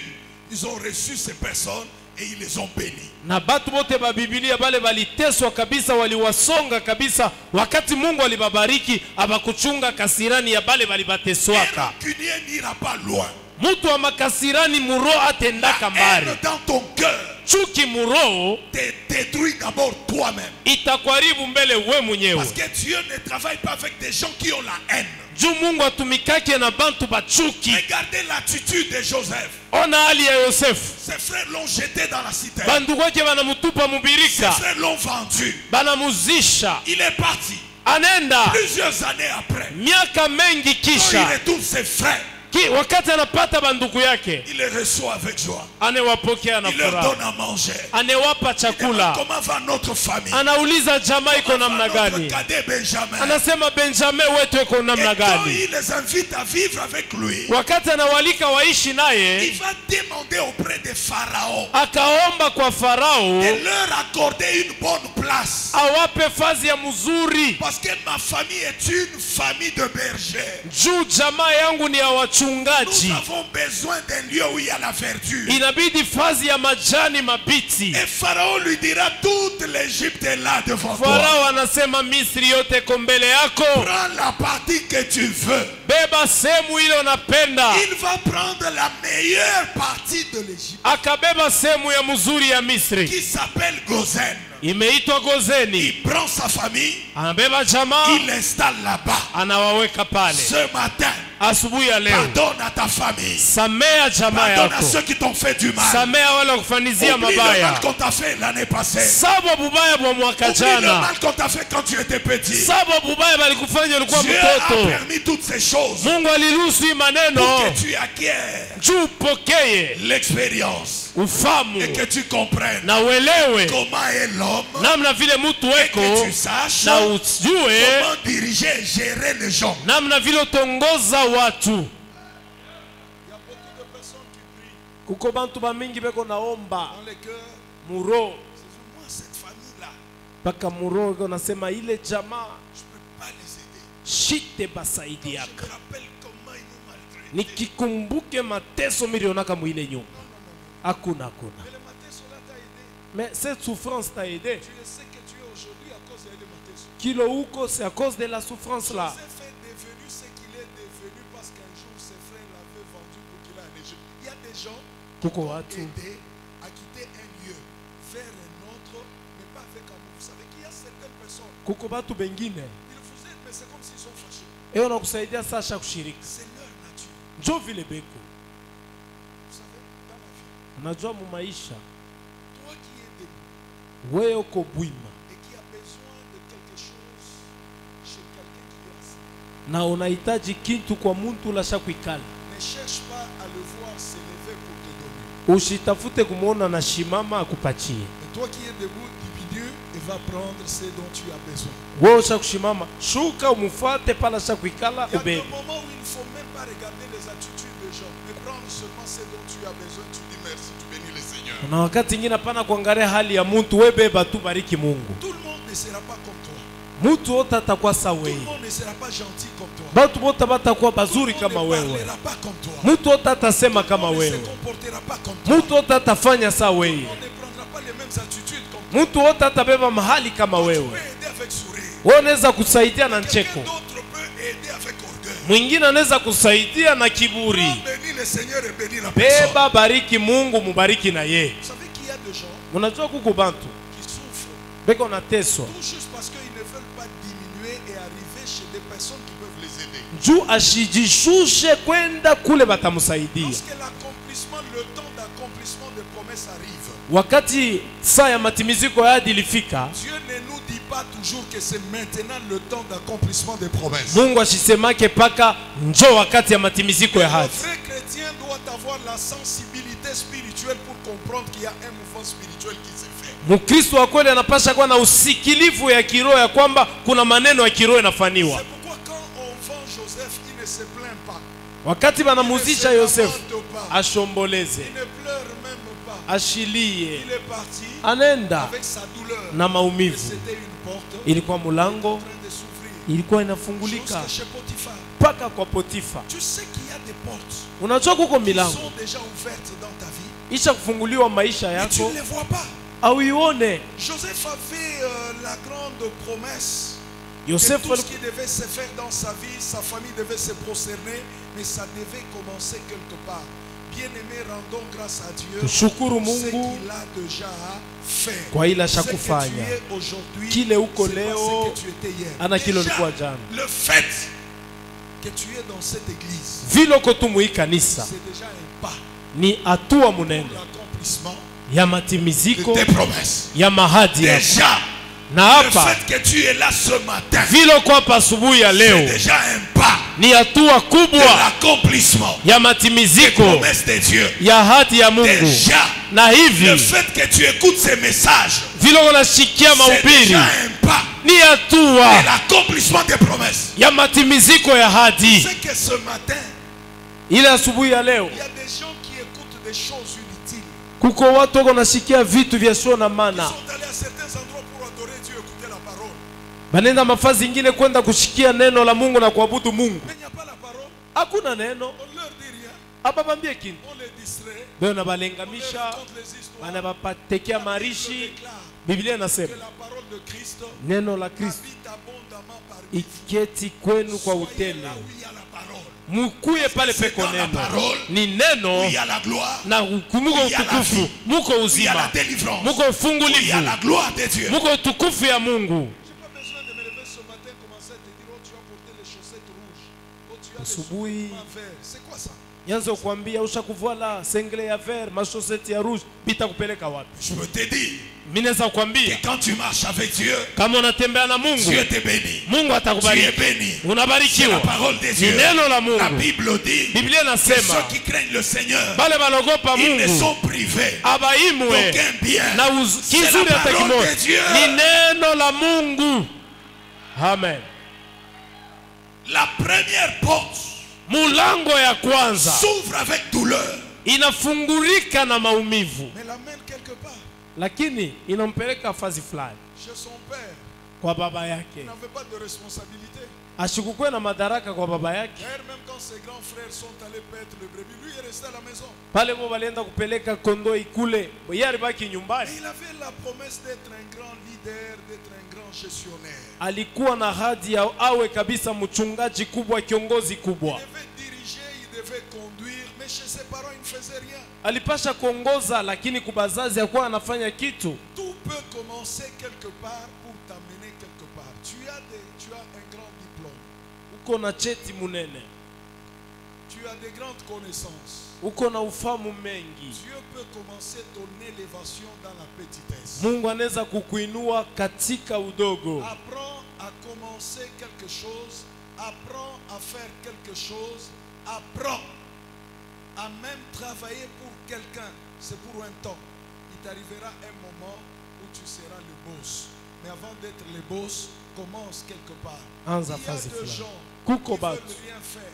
Moi, ça, je ne peux pas faire. Mishi Ça, tafanya je ne hii. peux pas faire. Ile shezi Ça, c'est nafanya. pas de mon niveau. Hii ana hatua yangu. Joseph, quand il est né, Yosefu pale il alizarikwa, n'avait jamais pensé qu'un jour il sera esclave. akuzani ya kwamba siku moja atakuwaka mtumwa, Et il devient esclave, pas par des personnes qui sont d'une autre famille, qui sont de notre pays, mais il le devient au travers de ses propres frères, provenant du même père. anakuwa mtumwa kupitia banduku yake bandani, bale banatoka kwa baba moya. Dans la vie, il y a certaines réalités au travers desquelles Dieu passe avec nous pour nous amener quelque part. Joseph a accepté la vie présente. Il a gardé Dieu. Il a gardé la parole de Dieu. Mais il savait que Dieu m'amènera là où il m'a dit qu'il va m'amener. Yosefu alichika ile maneno yote ile, alijua ya kwamba naichika kule Mungu ananipeleka, kwa sababu najua kule njo Quand mitainuliwa. il arrive chez Potiphar, Wakati anafika kwa Potifa comme un esclave, kama mtumwa, il commence à travailler. anaanza Mais kutumika comme il avait la grâce de Dieu, vile alikuwa na wapo wa Dieu Mungu. va le distinguer. Mungu anamfanya On a tofauti. remarqué que tout ce que lui faisait prospérer. Tuliona yote alifanya Tout ilistawi, ce que lui faisait avancer. yote alifanya iliendelea. Potiphar le remarque. Potifa anatambua Et Potiphar comprend na Potifa anaelewa, que ce garçon dans ma maison huyu kijana munyumba est yangu une bénédiction pour ma maison. ni baraka ya nyumba yangu. Lorsque tu réalises Kama unaona qu'il y a quelqu'un que Dieu t'a donné kuko mutu moya Mungu anakupa comme une bénédiction, kama baraka, ne le néglige pas. ushizarau. La bénédiction de Potiphar, qui était officier du roi, va passer au travers de Joseph. Il prend Joseph. Beba Ce garçon Joseph est différent des autres. semo kijana na chana na Vous savez, bengine. quand vous êtes correct avec Dieu, Kama uko sawa na et Mungu, que la grâce de Dieu sur votre visage, neema ya Mungu pa uso yako, les gens vous aimeront. bantu batakupenda, Les gens vous confieront de responsabilités. bantu batakupa Les gens madaraka, vous feront confiance. bantu batakutumainia. Ce garçon est différent des autres. Huyu kijana na chana na bengine, Je vais le comme tout ce que lui touche prospère. byote kunafanya biko naendelea. Alors je lui donne tout. Mimi nampa byote, Toutes mes affaires. mabiashara yote, Gère-les maintenant. ubiongozi. Il m'a Anaona que la grâce de Joseph neema ya Yosefu n'était pas que sur une portion de ses affaires, haikukuwa paka pasemu fulani ya biashara Et quand vyake. il lui confie toutes ses affaires, Wakati anamupa biashara vyake tout vyote, commence à monter. vyote vinaanza kupanda. Il y a des gens avec qui il faut travailler. Kuko bantu inabidi kutumika nabo, Des hommes et des femmes banamuke na qui banaume sont en alliance avec Dieu. beko muagano na Mungu. Ne travaillez pas, n'entrez pas en alliance Ushinge muagano avec des hommes et des femmes qui sont maudits. na wanamuke na wanaume benye kulainiwa, Tout s'écroulera. vyote vitanguka. Même dans les affaires, Hata mu biashara, avant de vous allier à quelqu'un, kabla ungane na muntu, priez Dieu. omba Mungu Soyez convaincus par le Saint-Esprit. na kuwa na hakikisho ya Roho Mtakatifu. Donne. Namupa Choses commencent à prospérer. vitu vinaanza kuendelea, Choses prospèrent. vitu vinaendelea. Je prie Dieu ce matin Naomba Mungu asubuhi ya pour leo que tu sois comme Joseph. uwe kama Yosefu, Parce que la grâce de Dieu est sur toi. kwani neema ya Mungu ni juu L'onction de yako, Dieu est sur ta vie. upako ya Mungu ni Tout juu ce yako, que tes mains toucheront, yote mikono yako que itagusa, cela prospère. Tout ce iendelee. que ta main gauche touchera, Yote mkono ya oshoto que cela itagusa, prospère. Tout ce iendelee. que ta main droite Yote ya ume fera, que cela itafanya prospère. Au nom istawi de Jésus. mchina la Yesu. Sois cette personne. Kuya ule mutu, Tu entres dans la maison de quelqu'un, les choses. kama unaingia munyumba ya muntu, bintu binendeka. Sois pas cette personne quand tu entres dans la vie de quelqu'un, tout commence à s'effondrer. Pana kwa muntu unaingia maisha ya muntu, vyote vinaanza kuanguka. Il faut même prier pour ça. Uliombeye, Il faut prier pour ça. unapasha kujombea. Quand tu pries, tu dis Seigneur, fais de moi une bonne personne. Nasema Bwana unifanye niwe mtu mzuri, Quelqu'un qui affecte mon entourage. mtu ule kona gusa vizuri hiyo mazingira Afin que yake, ceux qui m'approchent kwani bale bote soient batanikaribia bénis par l'onction qui est sur ma vie. babarikiwe na upako eko pa maisha Les yangu. personnes, dès qu'elles entrent dans votre maison, les choses commencent à se détruire. La télé se détruit. Kopantu anaingia munyumba, Le vyote magnéto, tu vinalabika. t'as demandé, ça se détruit. Television inalabika, kama manyeto ikwamo inakufa. Dieu ne travaille pas comme ça. Mungu asitumikake vile. Là où il y a Dieu, Pale peko il y a la Mungu, présence de Dieu. peko wapo wa Là où Mungu. il y a Dieu, Pale peko il y a la Mungu, gloire de Dieu. peko utukufu wa Là où Mungu. il y a Dieu, Pale peko il y a la Mungu, multiplication. peko Là uzidisho. où il y a Dieu, Pale peko il y a la Mungu, paix de Dieu. peko salama ya La Mungu, joie de Dieu. peko furaha ya À cause de Mungu. la présence de Joseph, Juu ya wapo wa Yosefu, la maison de Potiphar prospérait. nyumba ya Potifa Mais inaendelea. quand le temps, Wakati saa, écoutez une autre chose, mushikie kitu kingine dans votre vie, mu maisha yenu, ayez la sensibilité spirituelle de comprendre quand votre environnement change. muwe na usikilivu ya kiroho, mwelewe ya kama mazingira yanabadilika. Vous n'êtes pas obligé d'avoir toujours les mêmes amis partout. Amwitwe kuwa paka na barafiki bamoja bamoja fazi yote. Quand le Seigneur commence à ouvrir les portes de votre vie, il change même votre environnement. Mungu akianza kufungula milango ya maisha yenu na mazingira yanaibadilisha. Joseph, quand il était chez ses parents, son environnement c'était ses frères. Yosefu pale alikuwa kwa wazazi yake, watu walimzunguka, ilikuwa ni wanduku Quand yake. il atteint un niveau d'élévation chez Potiphar, où il devient le gestionnaire, le Wakati chef d'entreprise, anakuwa mkubwa wa kampuni ya Potifa, il commence maintenant à collaborer avec le maître qui était son chef Potiphar. Donc l'environnement de Joseph avait changé. Ne faites pas l'effort de garder toujours les mêmes amis. Vous remarquerez qu'à un certain niveau de votre bénédiction, de votre élévation, il y a toujours des personnes qui se détacheront de vous. Ne faites pas l'effort de les retourner dans votre cercle, parce que quand l'environnement change, Dieu vous donne les nouvelles personnes qui vous aideront à atteindre un autre niveau. mazingira kibadilike, Mungu atemipa batu basasa juu ya kusaidia ufike muhatua ingine, ushikaze ubakie paka na bale bazamani. Il y a des gens avec qui tu étais habitué, tu étais sans travail, unacheza carte, unacheza jeu de dames, unasubiria vya lipopo, unaingia mazembe, unatoka mazembe, unaanza vya politique. Parler de mazembe politique. Mais aujourd'hui tu as un travail. Leo uko na Tu kazi, es trop occupé. uko na mambo ya Ça devient mingi, difficile de te retrouver avec ces personnes. inakuwa nguvu kuwe na bale Ils peuvent batu. te traiter de tout, mais Ba- tu dois comprendre que ton environnement a déjà changé. Banaweza Ils peuvent kusema te voir vyote. dans certaines circonstances, Mais les gens avec qui tu jouais au jeu des cartes et des dames, aujourd'hui ne sont pas à mesure de t'aider à partir de là où tu es pour que tu arrives plus haut. Dieu te donne un nouvel environnement que tu dois bien voir, bien gérer, bien comprendre, bien exploiter afin que tu y ailles encore de gloire en gloire.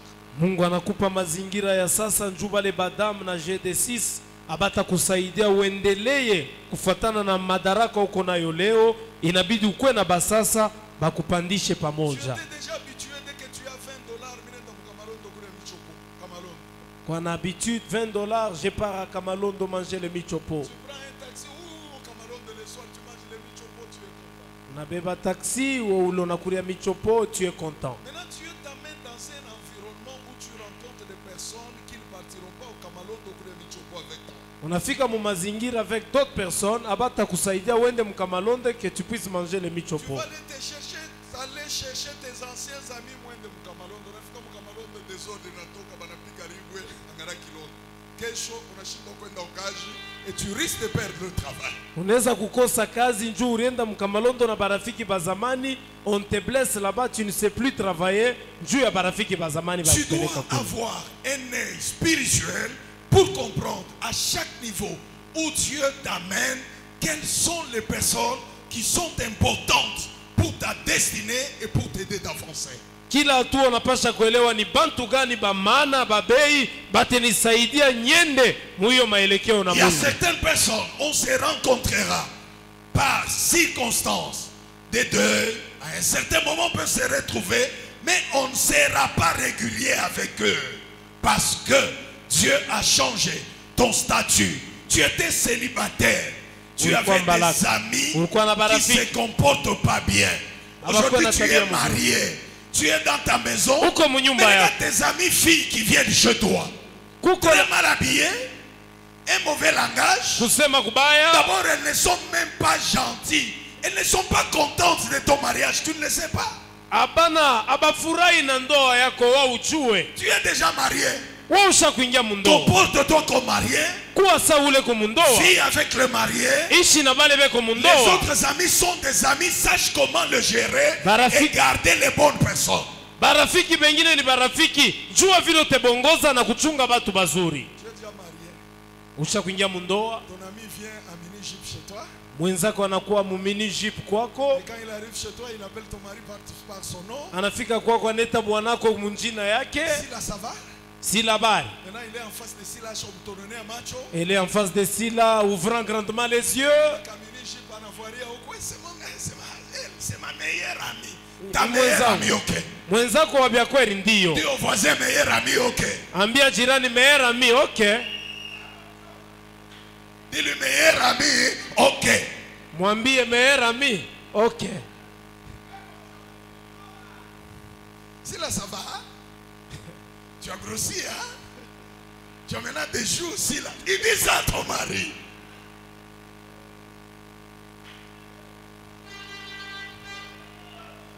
Et toi tu es là. Des fois ton mari te dit, mais comment ton ami ici m'appelle toujours? Bah, tu vois, elle a grandi dans une bonne famille. Là-bas on appelle toujours les gens par le nom. Ok. Dis d'abord ok. Sema ok. Comment chez voisin ça? Ok. Ok. Moneshe tena sema ok. Moneshe jirani ok.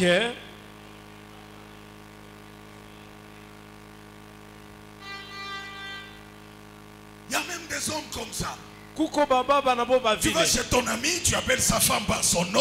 Unaenda kwa mwenzako naita bibi yake panjina Tu as la yake. facilité de toucher ses épaules.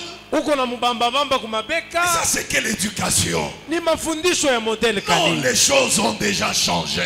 Bitu bisha La kubadilika. femme de ton mari, de ton ami n'est pas ta femme.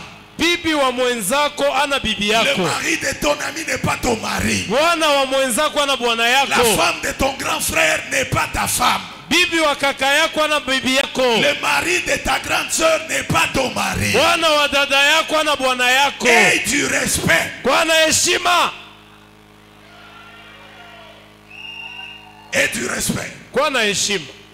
C'est pourquoi quand tu es, toi aussi, tu es déjà marié. Ouais, Il non, faut ouais, voir où ça l'autorité chez toi. Kwa na mamlaka. Tu vois un ami qui vient avec des... Non, non, Pas ça, pas ça. Unakuwa Tu una peux pas rafiki toucher ma femme. hawezi kugusa bibi yangu. Oh non, ça fait quoi? Oui, on est qu'à bouivre, oui. Inafaa nini toi aussi? Oui, on est qu'à bouivre, oui. Ndio. Niko na bouivre parce que c'est ma femme. Niko na bwivu ni bibi yangu. Tu vois ton ami qui vient là en train d'ouvrir les yeux. André, oh non, mais tu peux pas appeler mon mari par son nom. Semoshite bibi bwana yangu kujina yake. Moi je peux l'appeler par le nom, mais pas toi. Mita muita kujina yake hapana we. Ah ouais, non, oui, c'est comme ça. Toi aussi pourquoi tu es comme ça? Si Ndio tu veux Jovi. venir ici, Kama unapenda kuya hapa, respecte mon mari. heshimia bwana yangu. Et de distance avec lui. Kuya mbali naye. Et si tu as un besoin, Kama unahitaji, tu ne peux pas lui demander directement, passe par sa femme. ushimulombe yeye unipitie pangu.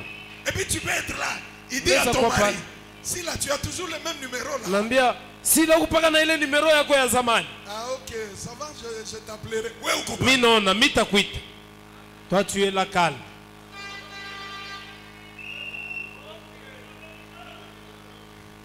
Est-ce que Dieu parle à quelqu'un? Mungu anasema na mtu. Vous savez, l'église nous apprend aussi même le savoir-vivre. Unajua kanisa inatufundisha namna ya kuishi. C'est pourquoi Joseph, Kwa maana Yosefu chez Potiphar, kwa Potifa il a refusé alikatala de toucher la femme de Potiphar. kugusa mke wa Potifa. Un garçon bien éduqué Mtoto anafundishwa vizuri par ses parents kwa bazazi yake et par Dieu. na kwa Mungu. La Bible dit que la femme d'autrui sont des charbons ardents. Bibi wa benye Biblia inasema ni makala ya moto. Personne ne prendra les charbons ardents, les mettre en son sein et sans se brûler. Hakuna mtu atabeba makala ya moto aneka pa kifua bila yeye kulungula. Dis ça au voisin. Ambia jirani. Hapana, unareachiria. Wanosha kumbeba mtaksi. Unareachiria. Est-ce que aina minjo mili mutafuta? Oh, ce n'est pas moi qui l'a cherché. Nani yeye mwenyewe ndio anatafuta sema je suis beau. C'est elle-même qui est venue en me disant niko mzuri. Toi tu penses que tu es le plus beau de tous les hommes? Unazani uko mzuri kuliko batu bote? Il y a des hommes beaux dans la rue ici. Kuko banaume bazuri Il ndani y ya a des belles balabala. femmes dans la rue ici. Babibi bazuri mwa balabala La humo. femme de Potiphar Mke wa Potifa ne vient pas parce que tu es beau. ashikuye juko Mais mzuri. la femme de Potiphar Mke wa Potifa vient détruire anakuwa karibu les promesses de Dieu hadi ya Mungu qui sont en toi. ile kondani Il yako. veut que ta vie Anapenda maisha se yako termine chez eux. ibakirie Oh, pabo. toi, Joseph, Wewe Yosefu, ta destination, maelekeo yako c'est pas chez Potiphar. haina kwa Ta Potifa. destination, Maelekeo c'est au yako sommet de l'Égypte. ni kule juu ya Misri. J'annonce à quelqu'un, Naambia mtu tu moya dirigeras dans utongoza ce pays. mui nchi. J'annonce à Amen. quelqu'un, Naambia mtu tu moya dirigeras dans utaongoza cette province. ndani ya hiyo jimbo. J'annonce à quelqu'un, Naambia mtu tu moya dirigeras dans utaongoza ce monde. ndani ya hiyo Il y a une ulimwengu. place Muko que fashi Dieu a déjà ile préparée Mungu anasha pour toi tayarisha quelque part. juu yako. Ne te laisse pas amadouer Usijache par la kulendushwa femme de na Potiphar. mke wa Potifa. Vois loin, fais comme ça, Ona fais comme ça. mbari, fanya hivi, Fais comme fanya ça, hivi, vois loin, fanya hivi. vois loin. Ona mbari.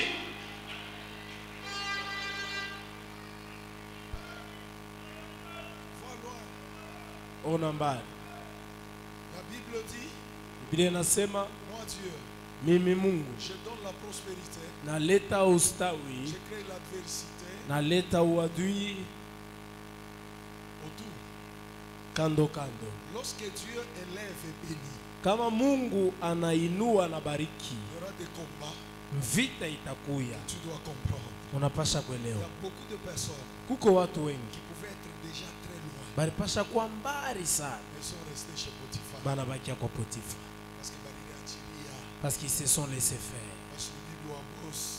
C'est la femme du Si boss. j'accepte, Kama minechika j'aurai toutes les faveurs de la maison. tapata mafaida mengi, Tu auras les faveurs de la maison. utakuwa na mafaida Tu mengi, perdras les faveurs de tout un pays. utapotesha mafaida ya inchi muzima. Tu perdras les faveurs. Il y a tout un pays qui attendait Joseph. Inchi muzima ilikuwa kunachunga Et Yosefu. la femme de Potiphar lui présente le bonheur de la maison. Mke wa Potifa anamuonesha heri ya nyumba. Ce bonheur qui venait en grande partie par Joseph. Hiyo heri ilikuwa kwa sehemu mengi kupitia Yosefu. Parce que c'est au travers de Joseph que leurs affaires ont été propulsées vers les hauts. Juu ni kupitia Yosefu biashara vyao vilipanda sana. Bien-aimés frères et sœurs, Bapendwa ndugu na dada, au travers de la tentation, kupitia jaribu il est resté fidèle. alibaki mwaminifu, Et Dieu va lui ouvrir une deuxième porte. na Mungu anamfungulia mulango ya pili Et ingine. cette porte va s'ouvrir au travers de la calomnie. Hiyo mulango ya pili ilifunguliwa kupitia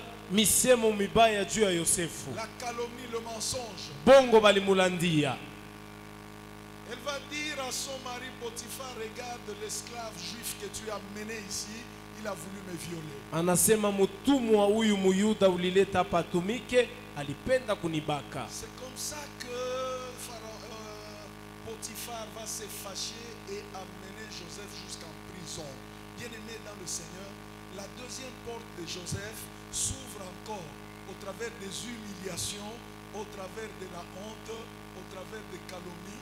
Joseph se retrouve en prison et c'était le deuxième pas de l'accomplissement de promesses. Dieu l'amène dans une autre dimension de la gloire, mais pas par la gloire.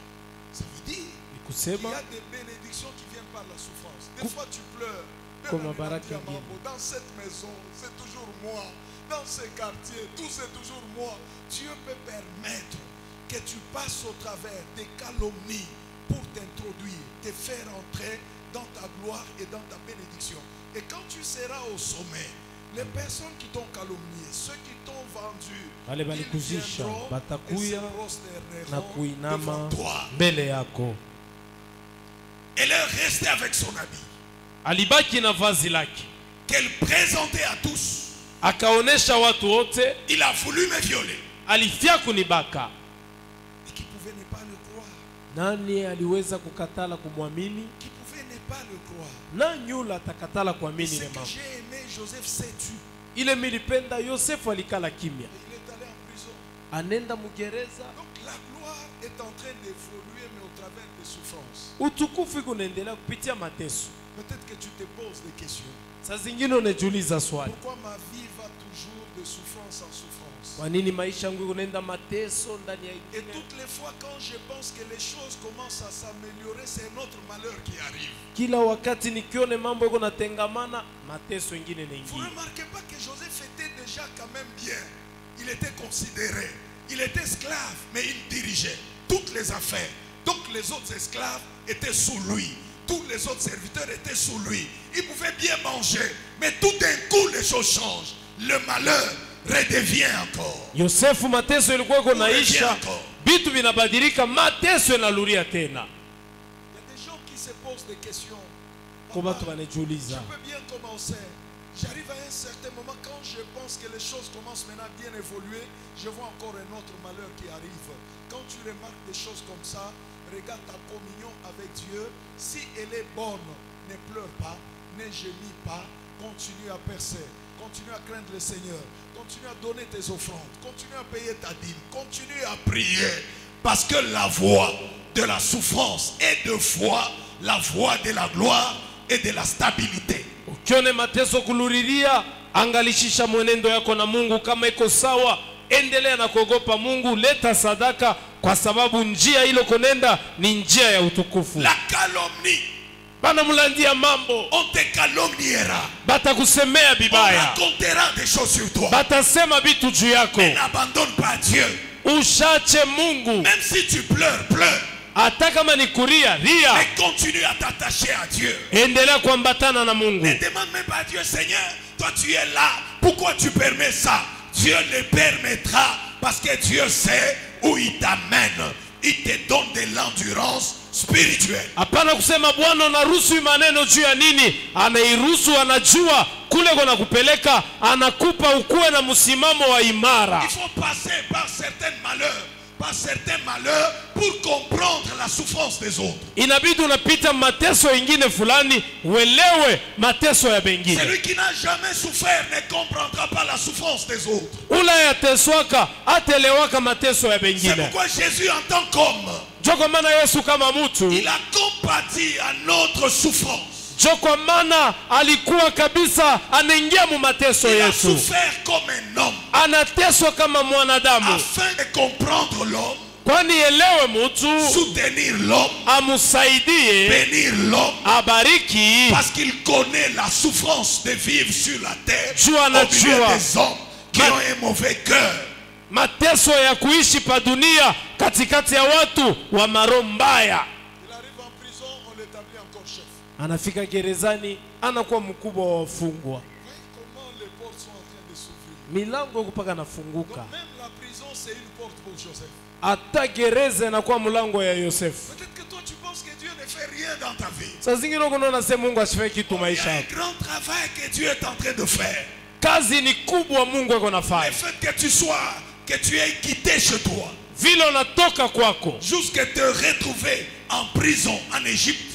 mpaka gerezani kule Et Misri, il ne va pas entrer dans n'importe quelle prison, mais la prison des officiers de Pharaon. ashingie gereza yote yote, mule banafungwa watu wa Ça Farao. dit, même en prison, Dieu choisit l'environnement de Joseph. Hata mule gerezani Mungu anachakula mazingira ya Yosefu. Un homme intelligent doit comprendre pourquoi Dieu le met dans un certain environnement. Mtu Il y akili a un anapasha kuelewa environnement que Dieu te met pour t'apprendre mule Mungu anakuweka akufundishe à vivre demain là où tu vas arriver. uishi mzuri kule utafika kesho. Alléluia. Amen. En prison là, il n'était qu'avec les officiers du roi. Gerezani alikuwa na wale wafungwa wa mfalme. Il y avait une façon de parler, une façon de vivre, une façon de manger, une certaine nourriture. Kulikuwa namna ya kusema, ya kuishi na kula chakula fulani. Il y a des milieux quand Dieu t'introduit, même si tu te crois encore petit, apprends à voir comment les gens vivent, comment les gens s'habillent, comment les gens se comportent. Vile bantu beko na voila, vile bantu beko na kula, ujifunze. Il y a des gens Ko qui te bantu retrouvent même, tu as des gens même dans un bon restaurant là, au Champs-Élysées, à Maléwa. kona Tu bantu arrives dans un bon na restaurant, restaurant. Moi je mange qu'avec mes mains. Moi c'est seulement mes mains. Tu prends d'autres, tu mets aux oreilles. Tu apprends, tu regardes. Funda, angalia bale beko na kuria. Sa fourchette il la tient où? Le couteau c'est où? C'est pas où Dieu t'amène demain. Juu kesho wewe kule Mungu atakupeleka. Apprenez déjà aujourd'hui. Funda leo.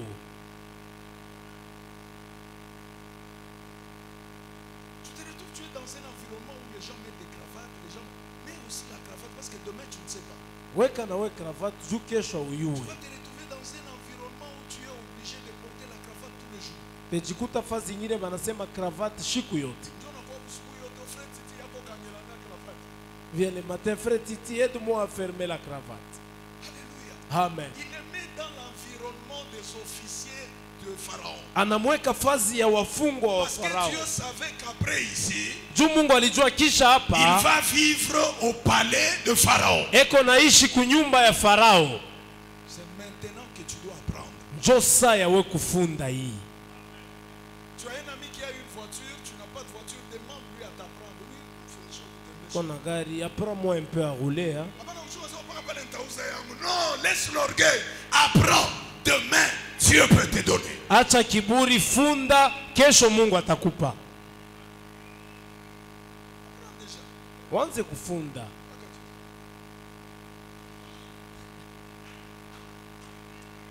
Dieu vous bénisse. Mungu abibariki.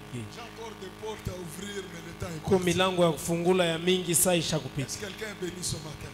Mtu mwana barikiwa. Quelqu'un est béni ce matin. Mtu mwana barikiwa. Je prie pour toi. Nakombea Que les portes de ta vie milango ya maisha yako s'ouvrent. Que tout ifunguliwe. ce qui était fermé Yote lifungwa s'ouvre. Que tout ce qui ifunguliwe. était impossible Yote haikuwezekana devienne possible. Que iwezekane. tout ce qui était détruit Yote soit yaliharibiwa restauré. imbiwe Que la upya. main des yeux mkono wa soit Mungu sur ta vie. iwe juu ya Que maisha Dieu yako. ouvre tes yeux Mungu afungule pour que macho tu yako comprennes que uelewe la marche de la destinée, mwenendo wa la marche de la maelekeo, prophétie, mwenendo wa la unabii, marche de ta bénédiction mwenendo ya baraka a déjà yako commencé. inesha Et kufunguliwa. quand tu le comprends, Kama tu unaelewa vis autrement. unaishi namna Pendant que ingine. je parle, Hapa niko si tu nasema étais malade, kama ulikuwa que Dieu mgonjwa te guérisse. Mungu Si akuponye. tu avais des problèmes, Kama ulikuwa na que Dieu te mambo donne la Mungu solution. akupe jibu. Si rien ne marchait dans ta Kama vie, kuna kile que kiliongoka Dieu ouvre les portes Mungu afungule milango et t'introduise na akuingishe au nom de Jésus-Christ. mjina la Yesu Kristo. Amen. Les autres portes, je vais les continuer. Milango ingine mitaendelesha. Mais pour ce matin, Juu ya asubuhi ya leo que Dieu vous bénisse. Mungu amibariki. Que Dieu vous bénisse. Mungu amibariki. Que Dieu vous bénisse. Mungu amibariki. Que Dieu vous bénisse. Que Dieu vous bénisse. Amen. Nous tenons devant va prier. Tusimame tutaomba. C'est notre cantique de la semaine.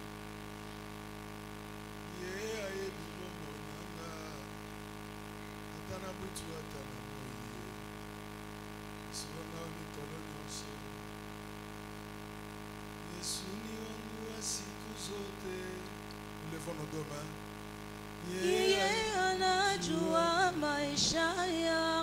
Lève tes deux mains. Dieu connaît ta vie. Nyosha mikono. Mungu anajua maisha yako. Dieu connaît des choses qu'il va faire pour toi. Mungu anajua vitu atakufanyizia. Dieu ne t'a pas abandonné. Mungu ashikwache. Tu peux passer, traverser des moments difficiles.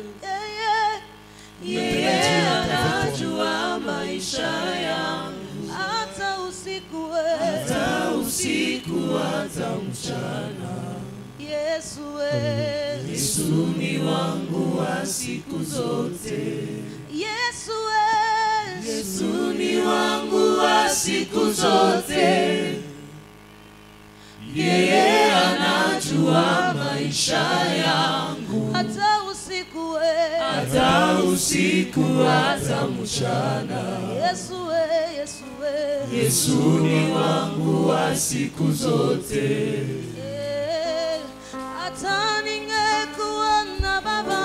Laisse ton cœur ouvert devant Dieu.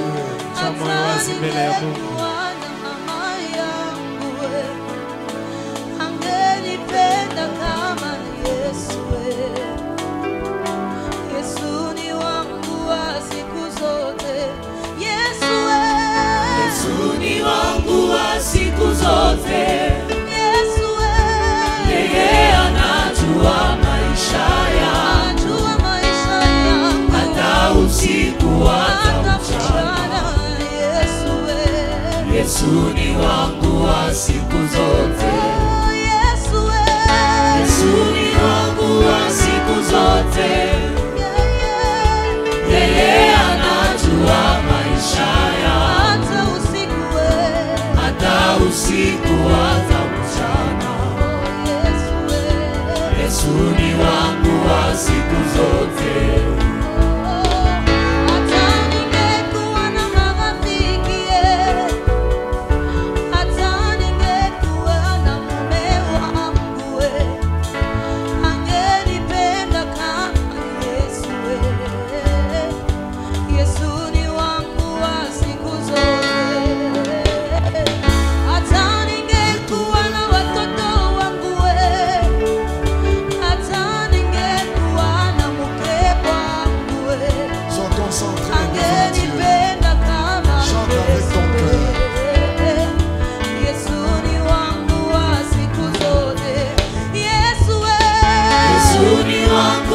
Siku zote yeye anajua maisha yangu. Hata usiku hata mchana. Yesu ni wangu wa siku zote. Yesu ni wangu wa siku zote. Yeye anajua maisha yangu. Hata usiku hata mchana. Yesu ni wangu wa siku zote.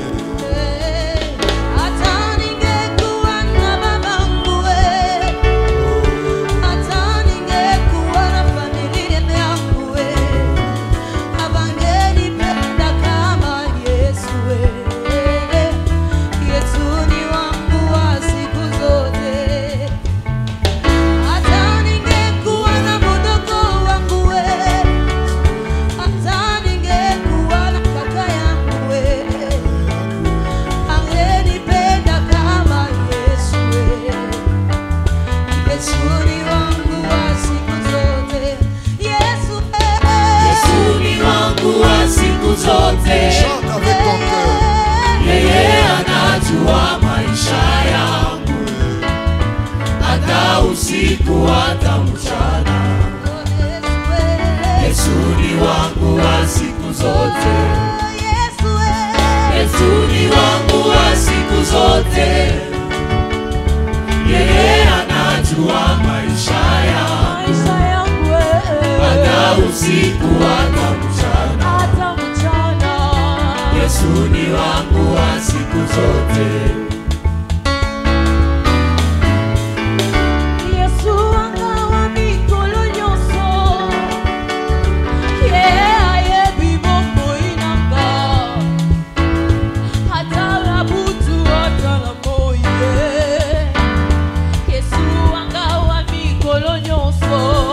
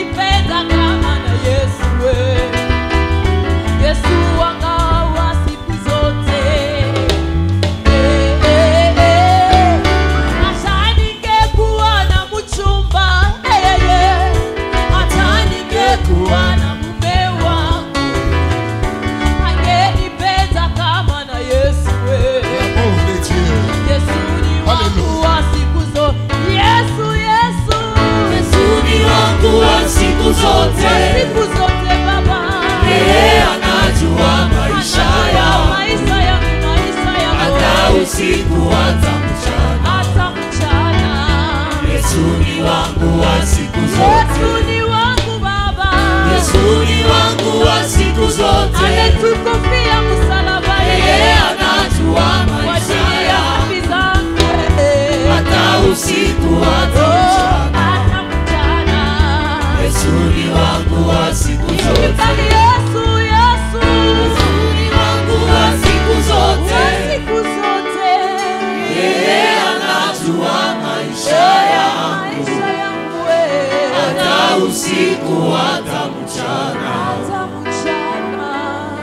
Yesu ni wangu wa siku zote. Yesu wa siku zote.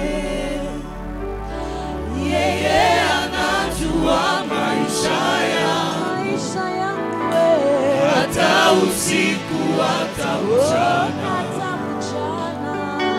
Yesu ni wangu wa siku zote. Yesu ni wangu wa siku zote.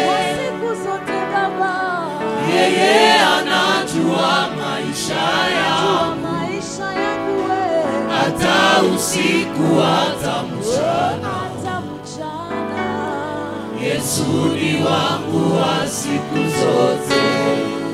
Que ce cantique monte devant Dieu Hiyo mwimbo ipande mbele ya comme Mungu une prière kama ombi et un parfum de bonne odeur. na manukato ya harufu Au nom de mzuri. Jésus-Christ. Jina la Yesu Kristo. Amen. Amen.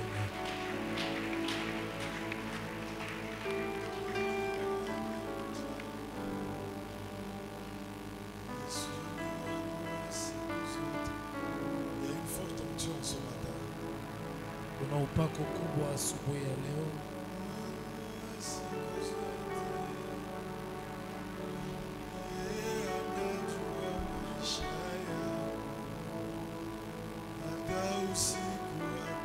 Dieu connaît ta vie. Mungu anajua maisha yako. Que le Seigneur essuie tes larmes. Apanguze machozi yako. Que le Saint-Esprit te fortifie. Roho ikupe nguvu. Dieu te connaît. Mungu anakujua. Dieu te connaît. Mungu anakujua Et il agira. na atatenda. Il a déjà commencé. Cha kwanza Ça peut commencer par la douleur, inaweza kwanza na maumivu, mais ça ne finira pas par la douleur. haitamalizika na maumivu. Au nom de Jésus-Christ. Jina la Yesu Kristo. Amen. Amen. Quelqu'un béni ce matin. Mtu mwana barikiwa asubuhi ya leo. Quelqu'un croit qu'il a déjà commencé une marche Mtu mwana pour mimi l'accomplissement de ses promesses. asha kwanza mwenendo juu ya matimiziko ya ahadi yake. Alléluia. Amen. Tu es déjà dedans. Tu es déjà dedans. Uko ndani, uko ndani. Nous voulons passer aux offrandes. Tunapenda kupita kusadaka. Commençons avec la dîme qui est la part de Dieu. Tunaanza na chekumi sehemu ya Mungu. Les protocoles sont là.